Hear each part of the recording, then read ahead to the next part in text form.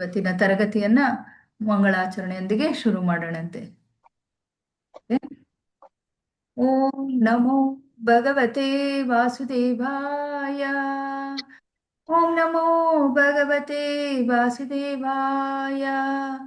ಓಂ ನಮೋ ಭಗವತೆ ವಾಸುದೇವಾಯ. ಓಂ ಅಜ್ಞಾನತಿಮಿರಾಂಧಸ್ಯ ಜ್ಞಾನಾಂಜನಶಲಾಕಯ ಚಕ್ಷುರುನ್ಮೀಲಿತಂ येन तस्मै श्रीगुरवे नमः. श्रीचैतन्यमनोभीष्टं स्थापितं येन भूतले स्वयं रूप कदा मह्यं ददाति स्वपदान्तिकम्. वन्देऽहं श्रीगुरो श्रीयुतपदकमलं श्रीगुरून् वैष्णवाश्च श्रीरूपं साग्रजातं सहगणरघुनाथान्वितं सजीवम् साद्वैतं सावधूतं परिजनसहितं श्रीकृष्णचैतन्यदेवं श्रीराधाकृष्णपादान् सहगणललिता श्रीविशाखान्वितांश्च। हे कृष्णा करुणा सिन्धो दीनबन्धो जगत्पते गोपेश गोपिका कान्ता राधाकान्ता नमोऽस्तु ते। तप्त काञ्चन गौरांगी राधे वृन्दावनेश्वरी वृषभानुसुते देवी प्रणमामि हरिप्रिये। वाञ्छाकल्पतरुभ्यश्च कृपा सिन्धुभ्य एव च पतितानां पावनेभ्यो वैष्णवेभ्यो नमो नमः। नमो विष्णुपदाय कृष्णपृष्ठाय भूतले श्रीमते भक्तिवेदान्त स्वामिन् इति नामिने। नमस्ते सरस्वती देवी गौरवाणी प्रचारिणे निर्विशेष शून्यवादी पाश्चात्यादेशतारिणे। जय श्री कृष्ण चैतन्य प्रभो नित्यानंद श्री अद्वैत गदाधर श्रीवासादि गौर भक्तवृंद। हरे कृष्णा कृष्ण कृष्ण हरे हरे हरे राम राम राम हरे हरे। श्री श्री राधा गोविंद की जय। श्री श्री ಗೌರನಿತಾಯ್ की जय. ಶ್ರೀಲ ಪ್ರಭುಪಾದ್ की जय. ಇಲ್ಲಿ ನೆರೆದಿರುವಂತಹ ಎಲ್ಲ ಭಕ್ತವೃಂದರಿಗೂ ಜೈ. ಹರೇ ಕೃಷ್ಣ ಕೃಷ್ಣ ಕೃಷ್ಣ ಹರೇ ಹರೇ ಹರೇ ರಾಮ ರಾಮ ರಾಮ ಹರೇ ಹರೇ. ಹರೇ ಕೃಷ್ಣ. ಇಸ್ಕಾನ್ ಮಂಗಳೂರು ಸಂಸ್ಥಾಪಕರಾದ ಶ್ರೀನಾಮನಿಷ್ಠ ದಾಸ ಪ್ರಭುಜಿಗಳಿಗೆ ವಂದನೆಗಳನ್ನು ಸಲ್ಲಿಸುತ್ತಾ, ನನ್ನ ಶಿಕ್ಷಾ ಗುರುಗಳಾದ ಶ್ರೀ ಸಚ್ಚಿದಾನಂದ ಪ್ರಭುಜಿಗಳಿಗೆ ವಂದನೆಗಳನ್ನು ಸಲ್ಲಿಸುತ್ತಾ ಇವತ್ತಿನ ತರಗತಿಯನ್ನ ಶುರು ಮಾಡೋಣಂತೆ. ಹರೇ ಕೃಷ್ಣ. ಹರೇ ಕೃಷ್ಣ ಮಾತಾಜಿ. ಕೃಷ್ಣ ಹರೇ ಕೃಷ್ಣ ಮಾತಾಜಿ. ಹರೇ ಕೃಷ್ಣ ದಂಡೋತ್ಪನ್ನ ಮಾತಾಜಿ. ಕೃಷ್ಣ ಕೃಷ್ಣ ಕೃಷ್ಣ ಕೃಷ್ಣ ಕೃಷ್ಣ ಕೃಷ್ಣ ಕೃಷ್ಣ ಕೃಷ್ಣ ಕೃಷ್ಣ ಕೃಷ್ಣ ಕೃಷ್ಣ ಹೇ ಕೃಷ್ಣ ಕೃಷ್ಣ ಕೃಷ್ಣ ಕೃಷ್ಣ ಕೃಷ್ಣ ಕೃಷ್ಣ ಹೇ ಕೃಷ್ಣ ಕೃಷ್ಣ ಕೃಷ್ಣ ಕೃಷ್ಣ ಕೃಷ್ಣ ಕೃಷ್ಣ ಕೃಷ್ಣ ಹೇ ಕೃಷ್ಣ ಕೃಷ್ಣ ಕೃಷ್ಣ ಕೃಷ್ಣ ಕೃಷ್ಣ ಹೇ ಕೃಷ್ಣ ಕೃಷ್ಣ ಕೃಷ್ಣ ಕೃಷ್ಣ ಕೃಷ್ಣ ಕೃಷ್ಣ ಕೃಷ್ಣ ರಕ್ಷಾ ಮಾಂ. ಕೃಷ್ಣ ಕೃಷ್ಣ ಕೃಷ್ಣ ಕೃಷ್ಣ ಕೃಷ್ಣ ಕೃಷ್ಣ ರಕ್ಷಾ ಮಾಂ. ಕೃಷ್ಣ ಕೃಷ್ಣ ಕೃಷ್ಣ ಕೃಷ್ಣ ಕೃಷ್ಣ ಕೃಷ್ಣ ಕೃಷ್ಣ ಪಾಹಿ ಮಾಂ. ಕೃಷ್ಣ ಕೃಷ್ಣ ಕೃಷ್ಣ ಕೃಷ್ಣ ಕೃಷ್ಣ ಕೃಷ್ಣ ಪಾಹಿ ಮಾಂ. ರಾಮ ರಾಘವ ರಾಮ ರಾಘವ ರಾಮ ರಾಘವ ರಕ್ಷಾ ಮಾಂ. ರಾಮ ರಾಘವ ರಾಮ ರಾಘವ ರಾಮ ರಾಘವ ರಕ್ಷಾ ಮಾಂ. ಕೃಷ್ಣ ಕೇಶವ ಕೃಷ್ಣ ಕೇಶವ ಕೃಷ್ಣ ಕೇಶವ ಪಾಹಿ ಮಾಂ. ಕೃಷ್ಣ ಕೇಶವ ಕೃಷ್ಣ ಕೇಶವ ಕೃಷ್ಣ ಕೇಶವ ಪಾಹಿ ಮಾಂ. ರಾಮ ರಾಘವ ರಕ್ಷಾ ಮಾಂ. ಕೃಷ್ಣ ಕೇಶವ ಪಾಹಿ ಮಾಂ. ರಾಮ ರಾಘವ ರಕ್ಷ ಮಾಂ ಕೃಷ್ಣ ಕೇಶವ ಪಾಹಿ ಮಾಂ. ರಾಮ ರಾಘವ ರಕ್ಷ ಮಾಂ ಕೃಷ್ಣ ಕೇಶವ ಪಾಹಿ ಮಾಂ. ರಾಮ ರಾಘವ ರಕ್ಷ ಮಾಂ ಕೃಷ್ಣ ಕೇಶವ ಪಾಹಿ ಮಾಂ. ರಾಮ ರಾಘವ ರಕ್ಷ ಮಾಂ ಕೃಷ್ಣ ಕೇಶವ ಪಾಹಿ ಮಾಂ. ರಾಮ ರಾಘವ ರಕ್ಷ ಮಾಂ ಕೃಷ್ಣ ಕೇಶವ ಪಾಹಿ ಮಾಂ. ಹರೇ ಕೃಷ್ಣ ಮಾತಾಜಿ. ಹರೇ ಕೃಷ್ಣ ಹರೇ ಕೃಷ್ಣ. ಹರೇ ಕೃಷ್ಣ. ಹರೇ ಕೃಷ್ಣ. ಗಾಯತ್ರಿ ಮಾತಾಜಿ ಓದಿಸುದಾ ಅಲ್ಲ ಓದಿಸ್ಬಿಡಿ ಮಾತಾಜಿ, ಓದಿಸಿ ಮಾಡೋಣ ಅಲ್ವಾ? ಹಾ ಆಯ್ತು ಮಾತಾಜಿ, ಅದು ಎಂಡ್ ಆದ್ಮೇಲೆ ಸರಿ ಆಗ್ತದೆ.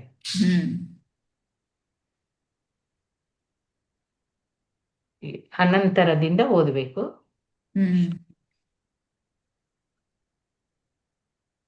But screen ಬಂದಿಲ್ವಲ್ಲ.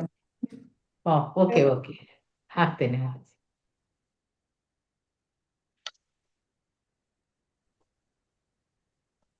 ಅಧ್ಯಾಯ 49, ಕೃಷ್ಣನು ದ್ವಾರಕೆಯ ಕೋಟೆಯನ್ನು ನಿರ್ಮಿಸಿದ್ದು. ಸೊ ಇವತ್ತು ಕಂಟಿನ್ಯೂ ಮಾಡೋಣ. ಓದಿ ಎಲ್ಲರೂ. ಶಾಂತಮಣಿ ಮಾತಾಜಿ ಓದಿ. ಹರೇ ಕೃಷ್ಣ ಮಾತಾಜಿ ಓದ್ತೀನಿ. ಮಾತಾಜಿ ದೊಡ್ಡ ಮಾತಾಜಿ ಅನಂತರ ಅಲ್ಲಿಂದನ. ಹೌದೌದು. ಅನಂತರ ಅವನು ಬಲರಾಮನ ಕಡೆಗೆ ತಿರುಗಿ ಹೀಗೆ ಹೇಳಿದನು. ಬಲರಾಮ, ನಿನಗೆ ಇಷ್ಟ ಬಂದರೆ ನೀನು ಅವನ ಜೊತೆ ಸೇರಿ ಯುದ್ಧ ಮಾಡಬಹುದು, ಮತ್ತು ನಿನಗೆ ತಾಳ್ಮೆ ಇದ್ದರೆ ನನ್ನ ಬಾಣಗಳು ನಿನ್ನನ್ನು ಕೊಲ್ಲುವವರೆಗೆ ಕಾದಿರಬಹುದು. ಹೀಗೆ ನೀನು ಸ್ವರ್ಗಕ್ಕೆ ಹೋಗಬಹುದು. ಯುದ್ಧ ಮಾಡುವುದರಿಂದ ಕ್ಷತ್ರಿಯನಿಗೆ 2 ಬಗೆಯಲ್ಲಿ ಲಾಭವಾಗಬಹುದು ಎಂದು ಭಗವದ್ಗೀತೆಯಲ್ಲಿ ಹೇಳಿದೆ.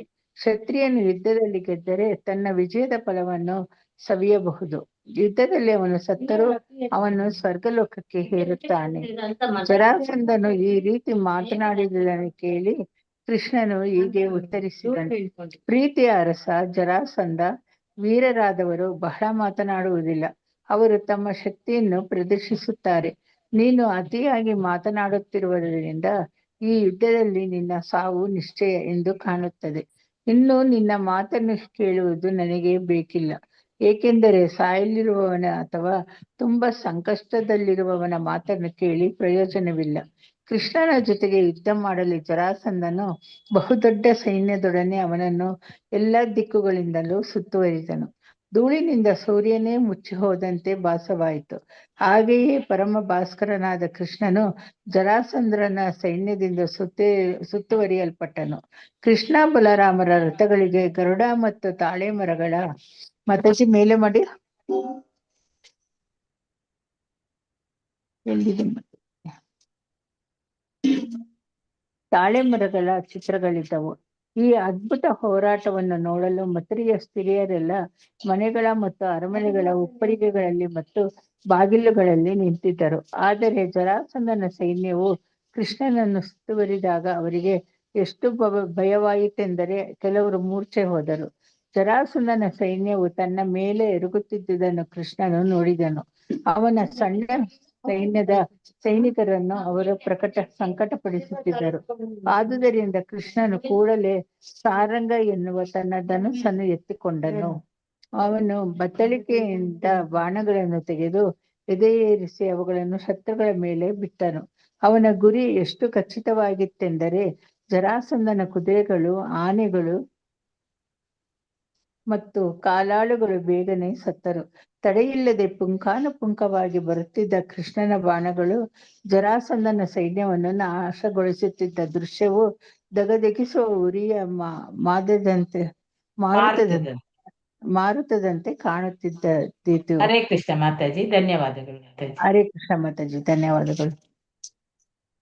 ನೆಕ್ಸ್ಟ್ ಅದು ಮಂಜುಳಾ ಸುರೇಶ್ ಮಾತಾಜಿ.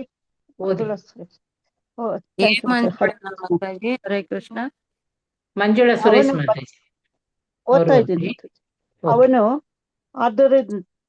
ಅವನು ಬತ್ತಳಿಕೆಯಿಂದ ಬಾಣಗಳನ್ನು ತೆಗೆದು ಎದೆಯೇರಿಸಿ ಅವುಗಳನ್ನು ಶತ್ರುಗಳ ಮೇಲೆ ಬಿಟ್ಟನು. ಅವನ ಗುರಿ ಎಷ್ಟು ಖಚಿತವಾಗಿತ್ತೆಂದರೆ ಜರಾಸಂಧನ ಕುದುರೆಗಳು, ಆನೆಗಳು ಮತ್ತು ಕಾಲಾಳುಗಳನ್ನು ಬೇಗನೆ ಸತ್ತರು. ತಡೆಯಿಲ್ಲದೆ ಪುಂಗಾನುಪುಂಗವಾಗಿ ಬರುತ್ತಿದ್ದ ಕೃಷ್ಣನ ಬಾಣಗಳು ಜರಾಸಂಧನ ಸೈನ್ಯವನ್ನು ನಾಶಗೊಳಿಸುತ್ತಿದ್ದ ದೃಶ್ಯವು ದಗಿಸುವ ಉರಿಯ ಮಾರುತದಂತೆ ಕಾಣುತ್ತಿತ್ತು.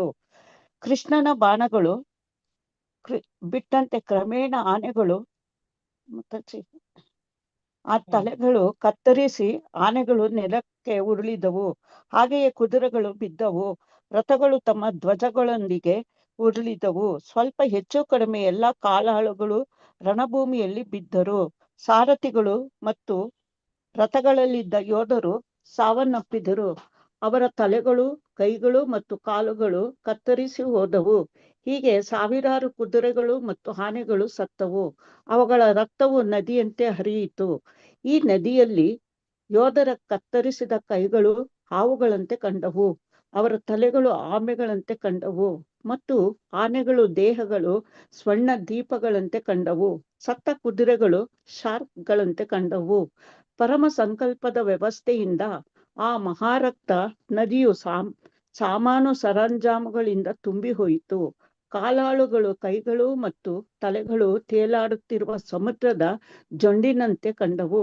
ಯೋಧರ ಬಿಲ್ಲುಗಳು ತೇಲಾಡುತ್ತಿದ್ದ ನದಿಯ ಅಲೆಗಳಂತೆ ಕಂಡವು. ಸಿಪಾಯಿಗಳು ಮತ್ತು ಸೇನಾ ನಾಯಕರು ದೇಹಗಳ ಒಡವೆಗಳು ರಕ್ತದ ನದಿಯಲ್ಲಿ ಸಾಗು ಹೋಗುತ್ತಿದ್ದ ಸಣ್ಣ ಕಲ್ಲುಗಳಂತೆ ತೋರಿದವು. ಸಂಕರ್ಷಣನೆಂದು ಹೆಸರಿರುವ ಬಲರಾಮನು ತನ್ನ ಗದೆಯಿಂದ ಹೇಗೆ ಯುದ್ಧ ಮಾಡಿದನೆಂದರೆ, ಕೃಷ್ಣನು ಸೃಷ್ಟಿಸಿದ ರಕ್ತದ ನದಿಗೆ ಪ್ರವಾಹ ಬಂದಿತು. ಆ ಘೋರ ದೃಶ್ಯವನ್ನು ಕಂಡು ಹೇಡಿಗಳಿಗೆ ಭಯವಾಯಿತು. ವೀರರಾದವರು ಅಣ್ಣ ತಮ್ಮಂದಿರ ಪರಾಕ್ರಮಗಳನ್ನು ತಮ್ಮಲ್ಲಿಯೇ ಸಂತೋಷದಿಂದ ಹೊಗಳುತ್ತಿದ್ದರು.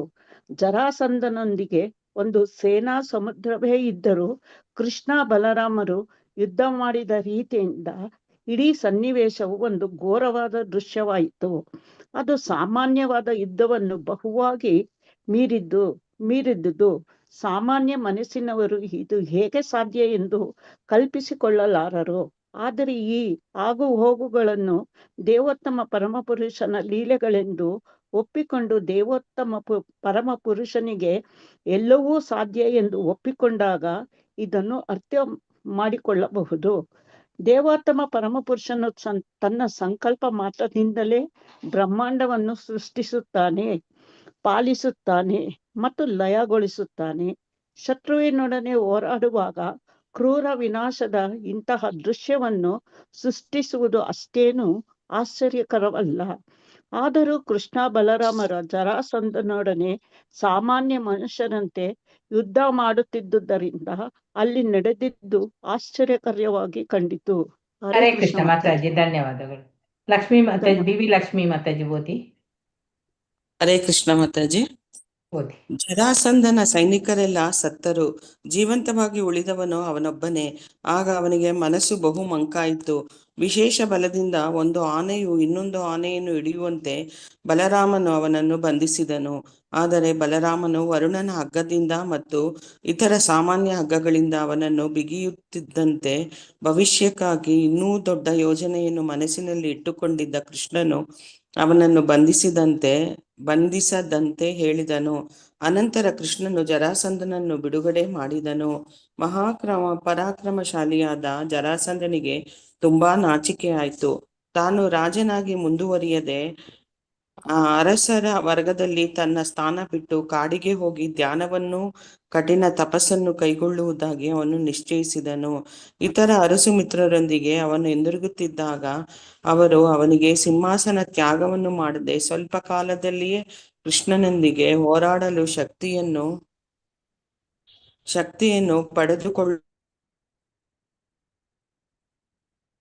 ಪಡೆದುಕೊಳ್ಳುವಂತೆ ಶಾಲಿಗಳಲ್ಲ. ಅವನ ಸೋಲಿಗೆ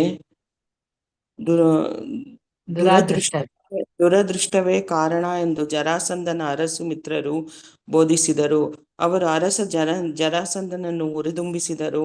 ಅವನು ಯುದ್ಧ ಮಾಡಿದ ರೀತಿ ವೀರೋಚಿತವಾದದ್ದು. ಅವನು ತನ್ನ ಸೋಲನ್ನು ಮನಸ್ಸಿಗೆ ಹಚ್ಚಿಕೊಳ್ಳಬಾರದು, ಏಕೆಂದರೆ ಅದು ಅವನ ಹಿಂದೆ ಮಾಡಿದ ತಪ್ಪುಗಳ ಫಲ. ಅವನು ಯುದ್ಧ ಮಾಡುವ ರೀತಿಯಲ್ಲಿ ಏನೂ ದೋಷವಿಲ್ಲ ಎಂದು ಅವನಿಗೆ ಹೇಳಿದರು.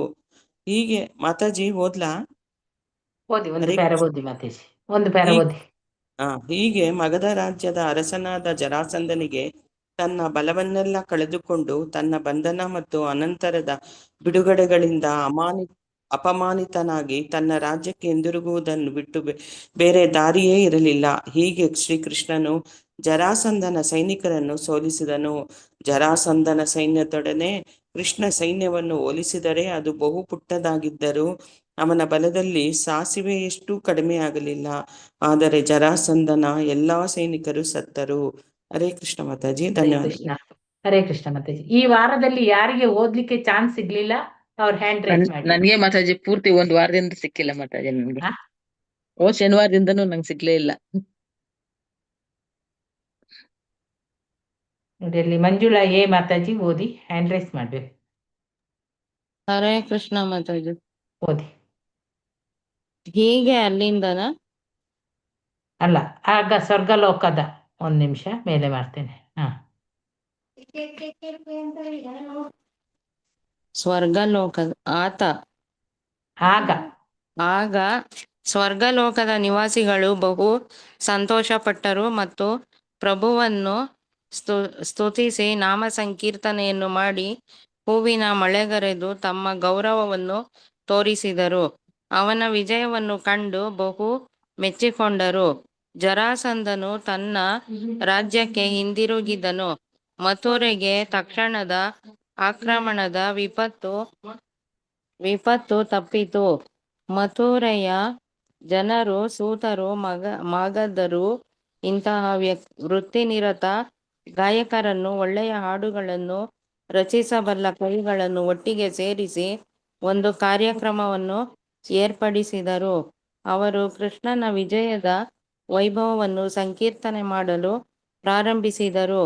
ವಿಜಯದ ನಂತರ ಕೃಷ್ಣನು ನಗರವನ್ನು ಪ್ರವೇಶಿಸಿದಾಗ ಕಹಳೆಗಳು, ಶಂಖಗಳು ಮತ್ತು ನಗಾರಿಗಳು ಮೊಳಗಿದವು.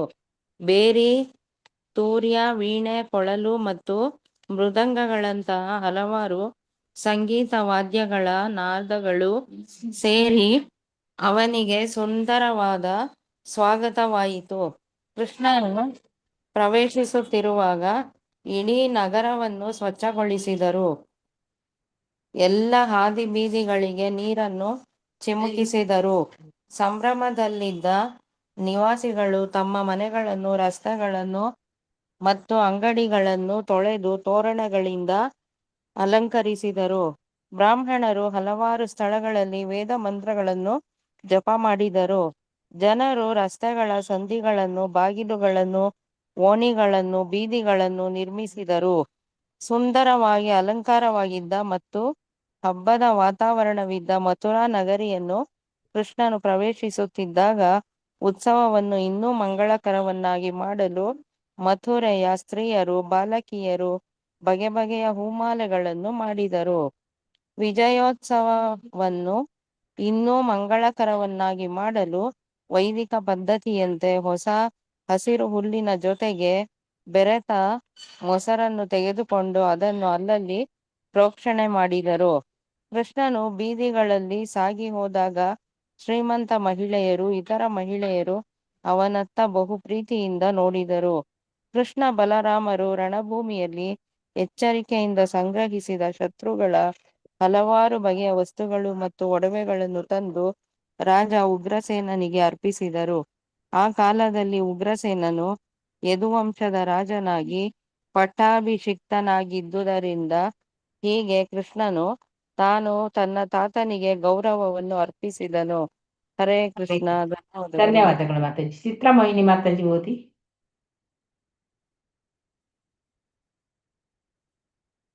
ಹರೇ ಹರೇ ಕೃಷ್ಣ ಮಾತಾಜಿ. ಹರೇ ಕೃಷ್ಣ. ಎಲ್ಲಿಂದ ಮಾತಾಜಿ? ಮಗಧದ ದೊರೆ.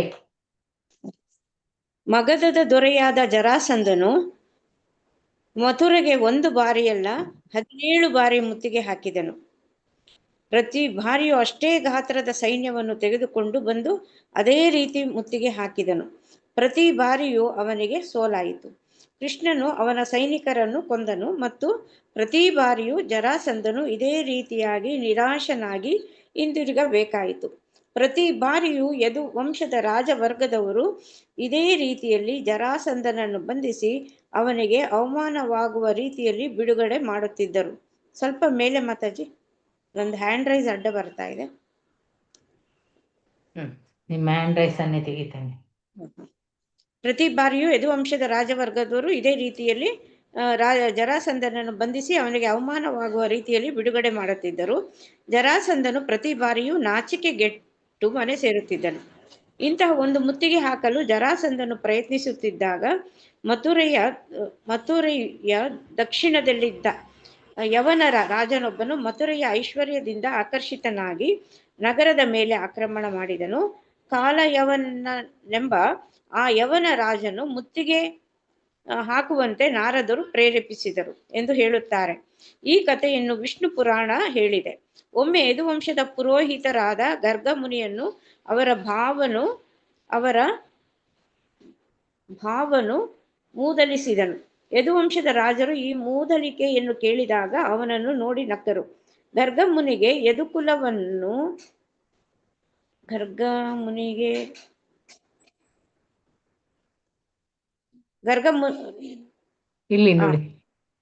ಗರ್ಗಮುನಿಗೆ ಯದುಕುಲದ ಅರಸರ ಮೇಲೆ ಕೋಪ ಬಂದಿತು. ಯದುವಂಶಕ್ಕೆ ಭಯವನ್ನುಂಟು ಮಾಡಬಲ್ಲ ಮಗನನ್ನು ತಾನು ಪಡೆಯುವನೆಂದು ತೀರ್ಮಾನಿಸಿ ಅವನು ಶಿವನನ್ನು ಸಂತೋಷಗೊಳಿಸಿ ಒಬ್ಬ ಮಗನನ್ನು ಪಡೆಯುವ ವರವನ್ನು ಗಳಿಸಿಕೊಂಡನು. ಅವನಿಗೆ ಒಬ್ಬ ಯವನ ರಾಜನ ಹೆಂಡತಿಯಲ್ಲಿ ಈ ಮಗ ಕಾಲಯವನನ್ನು ಹುಟ್ಟಿದನು. ಕಾಲಯವನನು ಪ್ರಪಂಚದಲ್ಲಿ ಅತ್ಯಂತ ಬಲಿಶಾಲಿಗಳಾದ ರಾಜರು ಯಾರು ಎಂದು ನಾರದರನ್ನು ಕೇಳಿದರು. ಯದುವಂಶದ ಅರಸರು ಅತ್ಯಂತ ಬಲಶಾಲಿಗಳೆಂದು ನಾರದರು ಹೇಳಿದರು. ನಾರದರಿಂದ ಈ ವಿಷಯವನ್ನು ತಿಳಿದುಕೊಂಡು ಕಾಲಯವನನು ಜರಾಸಂಧನು ಮಥುರೆಗೆ 18ನೆಯ ಬಾರಿ ಆಕ್ರಮಣ ಮಾಡಲು ಪ್ರಯತ್ನಿಸಿದಾಗಲೇ ತಾನೂ ಮುತ್ತಿಗೆ ಹಾಕಿದನು. ತನಗೆ ಯೋಗ್ಯ ವಿರೋಧಿಯಾಗಬಲ್ಲ ರಾಜನ ಮೇಲೆ ಯುದ್ಧ ಮಾಡಲು ಕಾಲಯವನನು ಬಹಳ ಕಾತರನಾಗಿದ್ದನು. ಆದರೆ ಅಂತಹ ರಾಜರು ಅವನ ಕಣ್ಣಿಗೆ ಬಿದ್ದಿರಲಿಲ್ಲ. ನಾರದರಿಂದ ಮುತ್ತಿಗೆಯ ವಿಷಯವನ್ನು ಕೇಳಿ ಈ ನಗರವನ್ನು ಮುತ್ತುವುದು ಬುದ್ಧಿವಂತಿಕೆ ಎಂದು ಅವನು ಯೋಚಿಸಿದನು. ಅವನು ಮಥುರೆಗೆ ಮುತ್ತಿಗೆ ಹಾಕಿದಾಗ 3 ಕೋಟಿ ಮಂದಿ ಯವನ ಸೈನಿಕರು ಕರೆದುಕೊಂಡು ಬಂದನು. ಮಥುರೆಯನ್ನು ಹೀಗೆ ಮುತ್ತಿಗೆ ಹಾಕಿದಾಗ ಇಬ್ಬರು ಭಯಕಾರಕ ಶತ್ರುಗಳಾದ ಜರಸಂಧ ಮತ್ತು ಕಾಲಯವನರಿಂದ ಬೆದರಿಕೆಗೆ ಒಳಗಾಗಿ ಯದುವಂಶದವರು ಎಷ್ಟು ಸಂಕಟಕ್ಕೆ ಸಿಲುಕಿದ್ದಾರೆ ಎಂದು ಕೃಷ್ಣನು ಯೋಚಿಸಿದನು. ಸ್ವಲ್ಪ ಕಾಲ ಮಾತ್ರ ಉಳಿದಿತ್ತು. ಕಾಲಯವನನು ಆಗಲೇ ಮಥುರೆಯನ್ನು ಎಲ್ಲಾ ಕಡೆಗಳಿಂದ ಮುತ್ತುತ್ತಿದ್ದನು. ಇಂದಿನ 17 ಪ್ರಯತ್ನಗಳಲ್ಲಿ ಅವನು ತಂದ ಸೈನ್ಯದಷ್ಟೇ ದೊಡ್ಡ ಸೈನ್ಯವನ್ನು ತೆಗೆದುಕೊಂಡು ಜರಾಸಂಧನು ಮರುದಿನ ಬರುವನೆಂದು ನಿರೀಕ್ಷಣೆ ಇತ್ತು.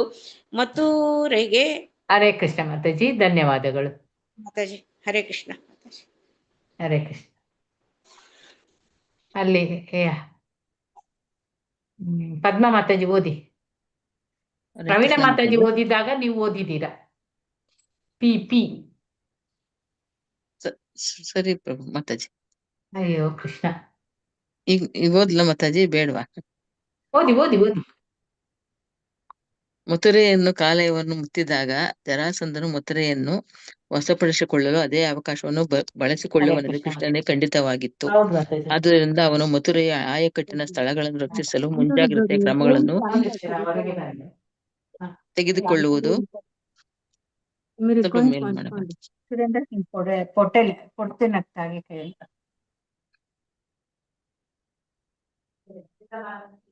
ಮೇಲೆ ಮಾಡಿ ಮಾತಾಜಿ. ಜರಾಸಂಧ ಮಥುರೆಯನ್ನು ವಶಪಡಿಸಿಕೊಳ್ಳಲು ಅದೇ ಅವಕಾಶವನ್ನು ಬಳಸಿಕೊಳ್ಳುವನೆಂದು ಕೃಷ್ಣನೇ ಖಂಡಿತವಾಗಿತ್ತು. ಆದ್ದರಿಂದ ಅವನು ಮಥುರೆಯ ಆಯಕಟ್ಟಿನ ಸ್ಥಳಗಳನ್ನು ರಕ್ಷಿಸಲು ಮುಂಜಾಗ್ರತೆಯ ಕ್ರಮಗಳನ್ನು ತೆಗೆದುಕೊಳ್ಳುವುದು ಬುದ್ಧಿವಂತಿಕೆ ಎಂದು ಯೋಚಿಸಿದನು.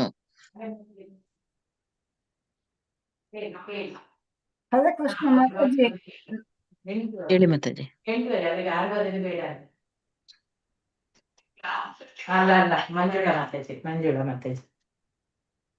ಮಂಜುಳಾ ಮಾತಾಜಿ 8ವರೆಗೆ 3 ದಿನ ಮಾಡ್ತಾರೆ. ಹಾಗಿದ್ರೆ ಹೌದು.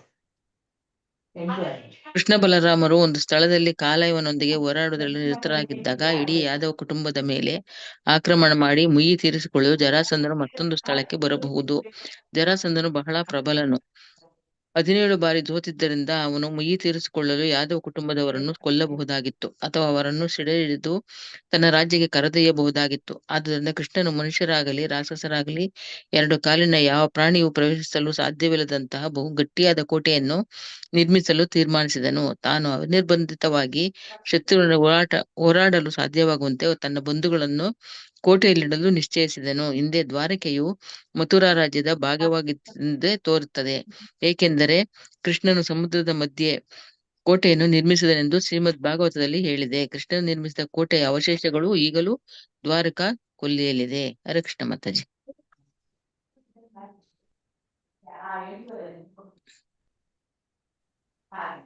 ಹರೇ ಕೃಷ್ಣ ಮಾತಾಜಿ.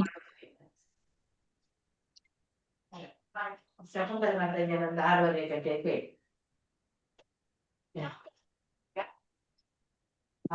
ಇದರಲ್ಲಿದ್ದೇನೆ. ಯಾವುದು? ಹರೇ ಕೃಷ್ಣ ಮಾತಾಜಿ, ಧನ್ಯವಾದಗಳು ಮಾತಾಜಿ, ಮಾತಾಜಿ. ಬನ್ನಿ ಮಾತಾಜಿ. ನಾಗವೇಣಿ ಮಾತಾಜಿ, ಹರೇ ಕೃಷ್ಣ. ಓದ್ಲಾ ಮಾತಾಜಿ? ಒಂದ್ ನಿಮಿಷ. ಹರೇ ಕೃಷ್ಣ. ಯಾರು ಫೋನ್? ಸಾಹಿತ್ಯ ಓದ್ಲಿಯಾ? ಓದಿ ಎಲ್ಲಿಂದ ಎಲ್ಲಿ ತನಕ ಓದಿದ್ರು ಅವರು? ಈಗ ಕೃಷ್ಣನು ಇಲ್ಲಿ ಮಾತಾಜಿ, ಈಗ ಕೃಷ್ಣನು ಕೃಷ್ಣನು 96 ಅಲ್ಲಿ. 96 ಚದುರ ಮೈಲಿ. ಓದಿ ಮಾತಾಜಿ. ಓದ್ಲಾ ಹರೇ ಮಾತಾಜಿ? ಕೃಷ್ಣ ಮಾತಾಜಿ. ಕೃಷ್ಣನು 96 ಚದುರ ಮೈಲಿಗಳನ್ನು ಒಳಗೊಂಡ ಒಂದು ಬಹು ಬಲವಾದ ಗೋಡೆಯನ್ನು ಮೊಟ್ಟ ಮೊದಲು ಕಟ್ಟಿಸಿದನು. ಗೋಡೆಯು ಸಮುದ್ರದೊಳಗಿತ್ತು. ಅದು ಅದ್ಭುತವಾಗಿತ್ತು. ವಿಶ್ವಕರ್ಮನು ಅದನ್ನು ಯೋಜಿಸಿ ನಿರ್ಮಿಸಿದನು. ಸಾಮಾನ್ಯ ಶಿಲ್ಪಿ ಯಾರೂ ಸಮುದ್ರದಲ್ಲಿ ಇಂತಹ ಕೋಟೆಯನ್ನು ನಿರ್ಮಿಸಲು ಸಾಧ್ಯವಿರಲಿಲ್ಲ. ಆದರೆ ದೇವತೆಗಳ ಶಿಲ್ಪಿಯಾದ ವಿಶ್ವಕರ್ಮನು ವಿಶ್ವದ ಯಾವ ಭಾಗದಲ್ಲಿಯಾದರೂ ಎಲ್ಲಿಯಾದರೂ ಇಂತಹ ಕೌಶಲ್ಯವನ್ನು ಮೆರೆಯಬಲ್ಲ. ದೇವತ ಪರಮ ಪುರುಷನ ಇಚ್ಛೆಯಿಂದ ಬೃಹತ್ ಲೋಕಗಳು ಭಾರವಿಲ್ಲದೆ ಆಕಾಶದಲ್ಲಿ ಮೇಲಾಡುವುದು ಸಾಧ್ಯವಾದರೆ 96 ಚದುರ ಮೈಲಿಗಳನ್ನು ಒಳಗೊಂಡ ಕೋಟೆಯನ್ನು ಸಮುದ್ರದಲ್ಲಿ ನಿರ್ಮಿಸುವುದು ಅಂತಹ ಆಶ್ಚರ್ಯಕರ ಕೆಲಸವೇನೂ ಅಲ್ಲ. ಸಮುದ್ರದೊಳಗೆ ಅಭಿವೃದ್ಧಿಗೊಂಡ ಈ ಹೊಸದಾದ ಮತ್ತು ಚೆನ್ನಾಗಿ ನಿರ್ಮಿತವಾದ ನಗರದಲ್ಲಿ ಮೊದಲೇ ಯೋಜಿಸಿದ್ದ ದೊಡ್ಡ ಮಾರ್ಗಗಳು, ರಸ್ತೆಗಳು ಮತ್ತು ಓಣಿಗಳಿದ್ದವೆಂದು ಶ್ರೀಮದ್ ಭಾಗವತದಲ್ಲಿ ಹೇಳಿದೆ. ಮೊದಲೇ ಯೋಚಿಸಿದ್ದ ದೊಡ್ಡ ಮಾರ್ಗಗಳು, ರಸ್ತೆಗಳು ಮತ್ತು ಓಣಿಗಳು ಮಾತ್ರವಲ್ಲ, ಸೊಗಸಾಗಿ ವಿನ್ಯಾಸ ಮಾಡಿದ ಕಾಲುದಾರಿಗಳು ಮತ್ತು ಕಲ್ಪವೃಕ್ಷಗಳೆಂಬ ಹೆಸರಿನ ಮರಗಳಿದ್ದವು. ಈ ಕಲ್ಪವೃಕ್ಷಗಳು ಭೌತಿಕ ಜಗತ್ತಿನ ಸಾಮಾನ್ಯ ಮರಗಳಂತಲ್ಲ, ಇವುಗಳನ್ನು ಆಧ್ಯಾತ್ಮಿಕ ಜಗತ್ತಿನಲ್ಲಿ ಕಾಣಬಹುದು. ಕೃಷ್ಣನು ಪರಮ ಸಂಕಲ್ಪದಿಂದ ಎಲ್ಲವೂ ಸಾಧ್ಯವಾಗುತ್ತದೆ. ಆದುದರಿಂದ ಕೃಷ್ಣನು ನಿರ್ಮಿಸಿದ ಈ ದ್ವಾರಕಾ ನಗರಿಯಲ್ಲಿ ಕಲ್ಪವೃಕ್ಷವನ್ನು ನೆಡಲಾಯಿತು. ನಗರದಲ್ಲಿ ಅರಮನೆಗಳು, ಗೋಪುರಗಳು ತುಂಬಿದ್ದವು. ಈಗಲೂ ಕೆಲವು ದೊಡ್ಡ ದೇವಾಲಯಗಳಲ್ಲಿ ಆ ಗೋಪುರಗಳಿವೆ. ಅವು ಬಹಳ ಎತ್ತರವಾಗಿವೆ ಮತ್ತು ಅವನ್ನು ಬಹು ಕೌಶಲ್ಯದಿಂದ ನಿರ್ಮಿಸಿದೆ. ಇಂತಹ ಅರಮನೆಗಳಿಗೆ ಮತ್ತು ಗೋಪುರಗಳಿಗೆ ಬಂಗಾರದ ಕಲಶಗಳಿದ್ದವು. ಗೋಪುರಗಳ ಮೇಲೆ ಅಥವಾ ಅರಮನೆಗಳ ಮೇಲೆ ಇಂತಹ ಕಳಶಗಳು ಶುಭಕರವಾದ ಲಕ್ಷಣಗಳು. ಸ್ವಲ್ಪ ಹೆಚ್ಚು ಕಡಿಮೆ ಧನ್ಯವಾದಗಳು ಮಾತಾಜಿ. ಹರೇ ಕೃಷ್ಣ ಮಾತಾಜಿ, ಧನ್ಯವಾದಗಳು. ಲಲಿತಾ ಮಾತಾಜಿ ಓದಿ. ಹರೇ ಕೃಷ್ಣ ಮಾತಾಜಿ. ಸ್ವಲ್ಪ ಹೆಚ್ಚು ಕಡಿಮೆ ಎಲ್ಲ ಅರಮನೆಗಳು ಗಗನಚುಂಬಿಗಳಾಗಿದ್ದವು. ಪ್ರತಿಯೊಂದು ಮನೆಯಲ್ಲಿಯೂ ನೆಲಮಾಳಿಗೆಯಲ್ಲಿ ಚಿನ್ನ, ಬೆಳ್ಳಿ ಮತ್ತು ಧಾನ್ಯಗಳಿಂದ ತುಂಬಿದ್ದ ದೊಡ್ಡ ಗಡಿಗೆಗಳಿದ್ದವು. ಕೊಠಡಿಗಳಲ್ಲಿ ಅನೇಕ ಚಿನ್ನದ ಬಿಂದಿಗೆಗಳಿದ್ದವು. ಶಯ್ಯಾಗೃಹಗಳನ್ನು ಒಡವೆಗಳಿಂದ ಅಲಂಕರಿಸಿದ್ದರು. ನೆಲಕ್ಕೆ ಮರಕತ ತುಂಡುಗಳನ್ನು ವಿಚಿತ್ರ ವಿನ್ಯಾಸದಲ್ಲಿ ಜೋಡಿಸಿದ್ದರು. ಯದುವಂಶದವರು ಪೂಜಿಸುತ್ತಿದ್ದ ವಿಷ್ಣುಮೂರ್ತಿಯನ್ನು ನಗರದ ಪ್ರತಿಯೊಂದು ಮನೆಯಲ್ಲೂ ಪ್ರತಿಷ್ಠಾಪಿಸಿದ್ದರು. ಬ್ರಾಹ್ಮಣರು, ಕ್ಷತ್ರಿಯರು, ವೈಶ್ಯರು ಮತ್ತು ಶೂದ್ರರು ಈ ಜಾತಿಯವರ ಮನೆಗಳು ಪ್ರತ್ಯೇಕವಾಗಿರುವಂತೆ ವಾಸದ ಮನೆಗಳನ್ನು ಯೋಜಿಸಲಾಗಿತ್ತು. ಇದರಿಂದ ಆ ಕಾಲದಲ್ಲಿಯೂ ಜಾತಿ ಪದ್ಧತಿಯು ಇದ್ದಿತ್ತು ಎಂದು ಕಾಣುತ್ತದೆ. ನಗರದ ಮಧ್ಯಭಾಗದಲ್ಲಿ ಅರಸ ಉಗ್ರಸೇನನಿಗಾಗಿಯೇ ನಿರ್ಮಿಸಿದ್ದ ಮನೆ ಇತ್ತು. ಆ ಗೃಹದ ಎಲ್ಲ ಮನೆಗಳ ನಡುವೆ ಕಣ್ಣು ಕೋರೈಸುವಂತಿತ್ತು. ಕೃಷ್ಣನು ತನ್ನ ಆಯ್ಕೆಯಂತೆ ಒಂದು ವಿಶಿಷ್ಟ ನಗರವನ್ನು ನಿರ್ಮಿಸುತ್ತಿದ್ದಾನೆ ಎಂದು ಕಂಡಾಗ ದೇವತೆಗಳು ಸ್ವರ್ಗಲೋಕದ ಪಾರಿಜಾತವನ್ನು ಹೊಸ ನಗರದಲ್ಲಿ ನೆಡಲು ಕಳುಹಿಸಿಕೊಟ್ಟರು. ಜನರ ಪ್ರತಿನಿಧಿಗಳಾದ ಸಭೆಗಾಗಿ ಸುಧರ್ಮ ಎನ್ನುವ ಭವನವನ್ನು ಕಳಿಸಿಕೊಟ್ಟರು.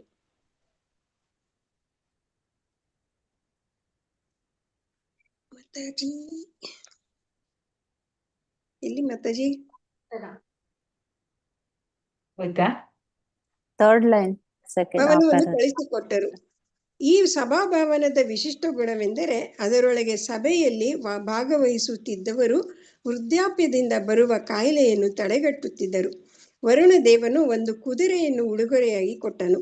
ಅದರ ಕಿವಿಗಳು ಕಪ್ಪಾಗಿದ್ದು ಉಳಿದ ದೇಹವು ಬೆಳ್ಳಗಿತ್ತು ಮತ್ತು ಅದು ಮನೋವೇಗದಲ್ಲಿ ಓಡುತ್ತಿತ್ತು. ದೇವತೆಗಳ ಕೋಶಾಧಿಪತಿಯಾದ ಕುಬೇರನು ಭೌತಿಕ ಐಶ್ವರ್ಯಗಳ 8 ಪರಿಪೂರ್ಣ ಹಂತಗಳನ್ನು ಸಾಧಿಸುವ ಕಲೆಯನ್ನು ಉಡುಗೊರೆಯಾಗಿ ಕೊಟ್ಟನು. ಹೀಗೆ ದೇವತೆಗಳೆಲ್ಲ ತಮ್ಮ ತಮ್ಮ ಸಾಮರ್ಥ್ಯಕ್ಕೆ ಅನುಗುಣವಾಗಿ ಉಡುಗೊರೆಗಳನ್ನು ಕೊಡಲು ಪ್ರಾರಂಭಿಸಿದರು.